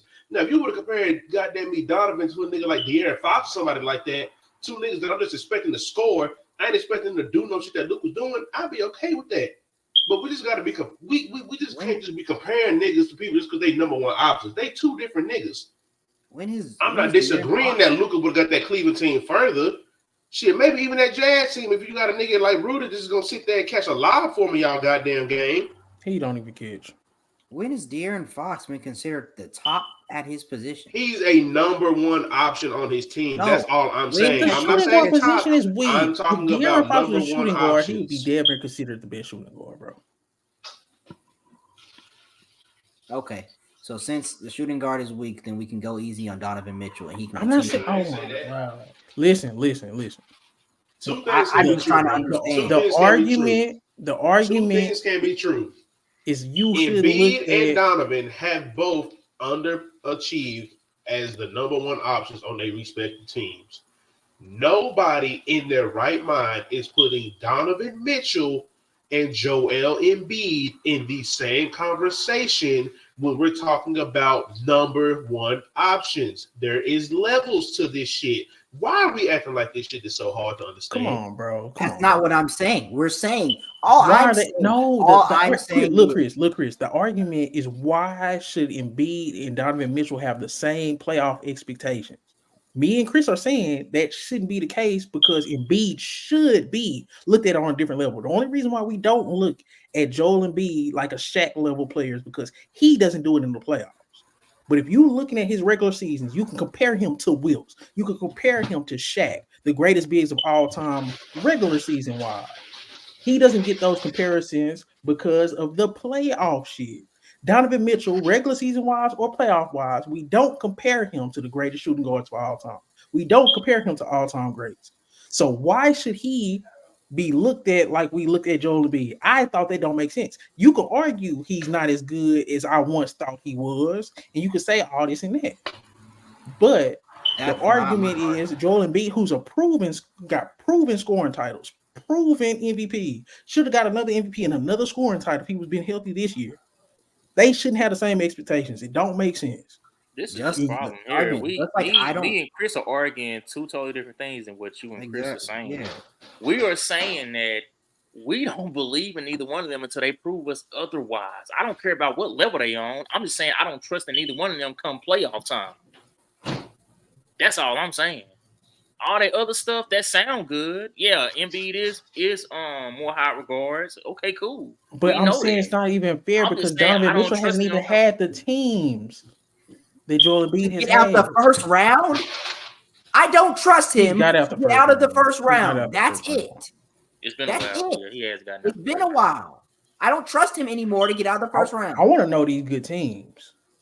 And you could say, y'all can talk shit about Donovan Mitchell all you want. Last year he had a good enough team to get out of the first round. Okay. And you seen how he looked in his. That was. What did Jared Allen say? What did this nigga was this nigga Chris? I'm pointing at little Chris. Where's it at? He was bringing up every Mobley stats that he was averaging 9 points a game. like, what is we doing here, bro? The whole team played bad. I get Donovan Mitchell. It's hard to play good when there's no space and nobody making no shots. Who do we always say it start with, though? Who do we always say it start with? It start with the best player, bro. You're not wrong. But I'm saying that team wasn't going to win no goddamn championship. Wasn't going to make no conference finals run. We wasn't expecting that. When he was in Utah, they overperformed, got the number one seed, and we still didn't expect them.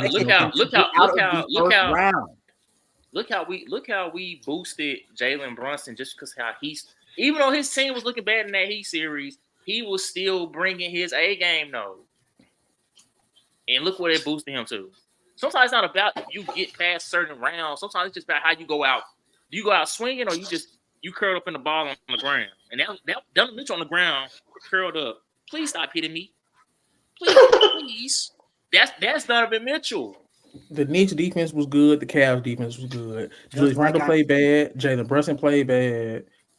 Donovan Mitchell played bad. Darius Garland played bad. If you really go look at all those dudes' numbers, they all play bad. The only person that really consistently played good was RJ Barrett, who y'all think is shitty. So I don't know what to tell y'all about this series. Everybody played bad. It was a great defensive series. Well, so if you just going strictly off numbers, based on that, I trust RJ Barrett more than I trust Donovan Mitchell. Okay, well, that's you. I just say, just like I don't trust Embiid to consistently meet expectations or exceed, I do not trust Donovan Mitchell to consistently meet or exceed expectations. That's what I'm saying. What's the Donovan Mitchell expectations? What have y'all expectations been for Donovan Mitchell? Get out the freaking first round. He has. All right, you keep holding on to Paul George and Westbrook getting out that great. His rookie year, Donovan Mitchell, who was a 14th pick, he's been averaging 20 points since he came into the league. No, DJ. He came in his first year averaging 20 points a game, almost 21 points a game. Stop saying that he was a 14th pick and all that other stuff. I don't care about none of that. He showed us otherwise once he got to the league. Okay, I belong here. And now he's shitty. Even though he's never been on the team that you ever even in your life picked to make to a conference finals. I'm not talking about the conference finals. His shooting numbers go down come playoff time. That's a fact. Okay. He was averaging 28 points on 23 shots a game. Come on now. That's terrible. Why you taking that many shots and you ain't averaging at least 35? You gonna take that many shots? You only averaging. Who'd have had better playoff moments? Donovan Mitchell or Joel Embiid?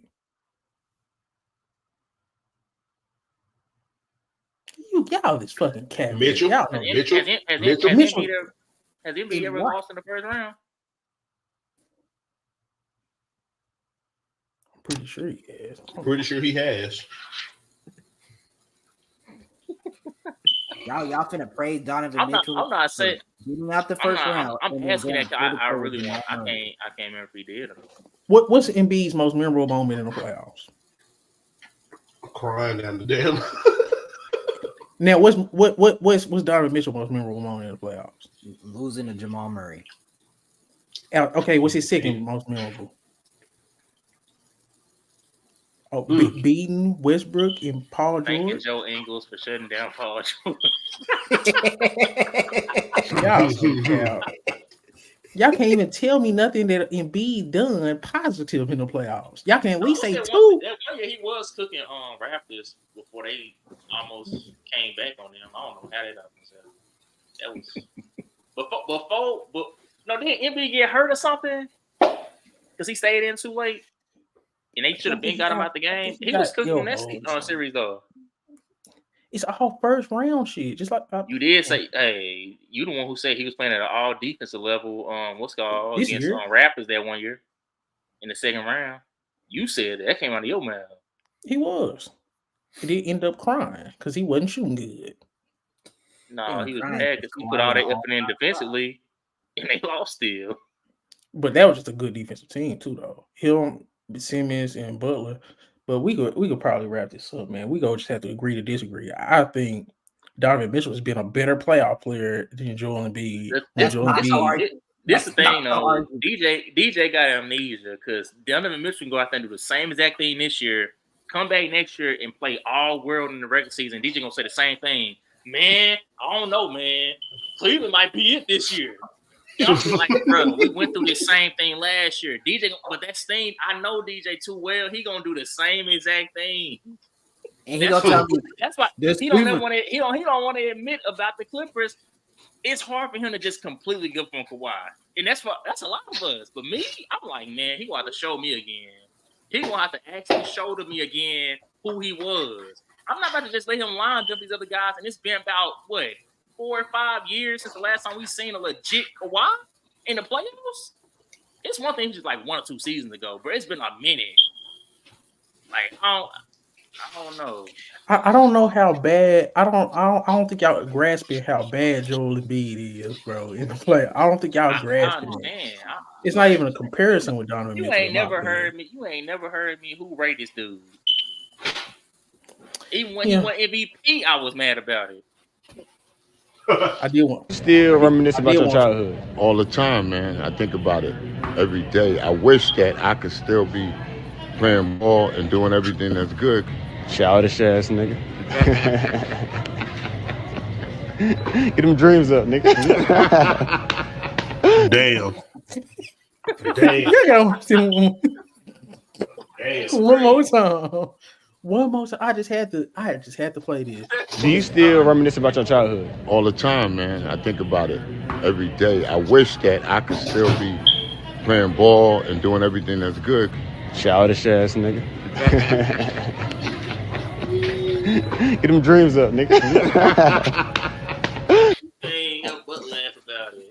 Damn. He was hurt, bro. He was hurt, bro. Oh, yeah, that nigga was sad. Oh, man, he just tried to hurt on AD, man. That boy got locked up. That's crazy. But yeah, I just had to play that for y'all. I thought that was the funniest shit I ever seen. Yeah, niggas. I thought he was really finna get deep with bro. Nah, bro. Jokic trying to take out AD leg. That is. Wait, the Nuggets playing? Nuggets playing the Lakers? Yeah, on TNT. Oh, that's why I ain't care. Jokic crazy for that. Oh, today is Thursday. This is the first time I've seen Darvin Ham take his hands out of his pocket. He ran on the court and helped open him up. Whoa. New report from Yahoo Sports. Trey might be dealt in the offseason. Rival teams believe Hawks could make Young available. Lakers, Spurs among interested teams. That's why the Lakers traded that dude. They should have traded him this weekend. He goes to the Spurs. Victor Wembanyama about to be averaging 30. Yeah, he definitely gonna, bruh. All them oops he be giving to Capella. Hey, I don't know if y'all Famous seen Johnson all them, bruh. I don't know if you seen Famous Los. I don't know if you seen Famous Los. That nigga said because they had 2 trade options. They had Trey to LA with AD and Bron, and then they had Trey to San Antonio. That nigga said, well, that little team he go to, that nigga Trey gonna get tired of throwing lives, and them niggas gonna get tired of catching them. Man, y'all know my that nigga Trey gonna throw him a motherfucking live. Man, I don't like Trey with the Spurs. I don't like Trey with the Lakers. No, y'all know who my perfect pair with Trey is. Jason Tatum. Jason Tatum. I want to see Jaylen Brown. I want to see Jaylen Brown and DeJounte Murray and those guys in Atlanta. And I want the everything Trae Young can't do, Tatum can do. Why? But you know what? At the same time, though, bro, we can say the same thing about the shit that Jason Tatum can't do. Trae Young can do. Nigga, we done seen this nigga Trae. We done seen this nigga be clutch in the playoffs. We done seen this nigga Trae carry these niggas. We done seen Trae carry niggas. That would be the best duo on the NBA. And at the same time, nigga Trae can say the exact same thing that nigga JT can say. Hey, nigga, I done took the team to the Eastern Conference Finals. But then, what's the name? I went to the finals. And got it sold. He sold. But that's what I'm saying. It's sold. Bro, I think that's the perfect trade. Jaylen Brown for Trae Young. Jaylen Brown for Trae Young and Drew Holiday. Well, I don't know what else you put in there. But who do you think value higher? It's about the same. I don't think they're gonna give up. You think they hold on a second. You think Boston gonna give up Brown and Holiday for just Trae Young? I would. It's a better fit. Trae Young, Derek White. I don't know if they're giving up two. Drew Holiday's ass. Drew Holiday's ass, man. And then you probably have to bring in something from Atlanta just because Jaylen Brown getting so much goddamn money. Yeah. Y'all don't understand, bro. Y'all don't understand what that, bro. That's a guaranteed championship. Trae Young is not selling in the playoffs like Tatum. He's not doing that. And Tatum can be your two-way and do all that other shit. Quarters 1 through 3, fourth quarter, get up all the trade. And I think Atlanta will go. Derek White, you still got Porzingis. Yes. And look at Atlanta. Look at Atlanta. Now you got potentially one of the best defensive backcourts in the NBA. And you still got size everywhere. DeJounte Murray, Jaylen Brown, Jalen Johnson. And then you probably, bro, both teams get better. In my opinion. But it's just me. I wanted Trae Young in Boston for so long. And he fits Boston. He's a real Atlanta cute. That nigga wasting away in Atlanta, bro. Send Jaylen Brown back home and let him do all his activism, Martin Luther King shit in goddamn Atlanta. I like Jaylen Brown though, but anybody got anything else? 220 and 220. Frustrated out there. This was a good one. Oh, this nigga watching damn Lakers. He ain't paying attention. No, I'm listening. But yeah, man, it's been another episode of Hooping Stories. Did you know about White Boy Chris, Ray? We out. I cooked y'all.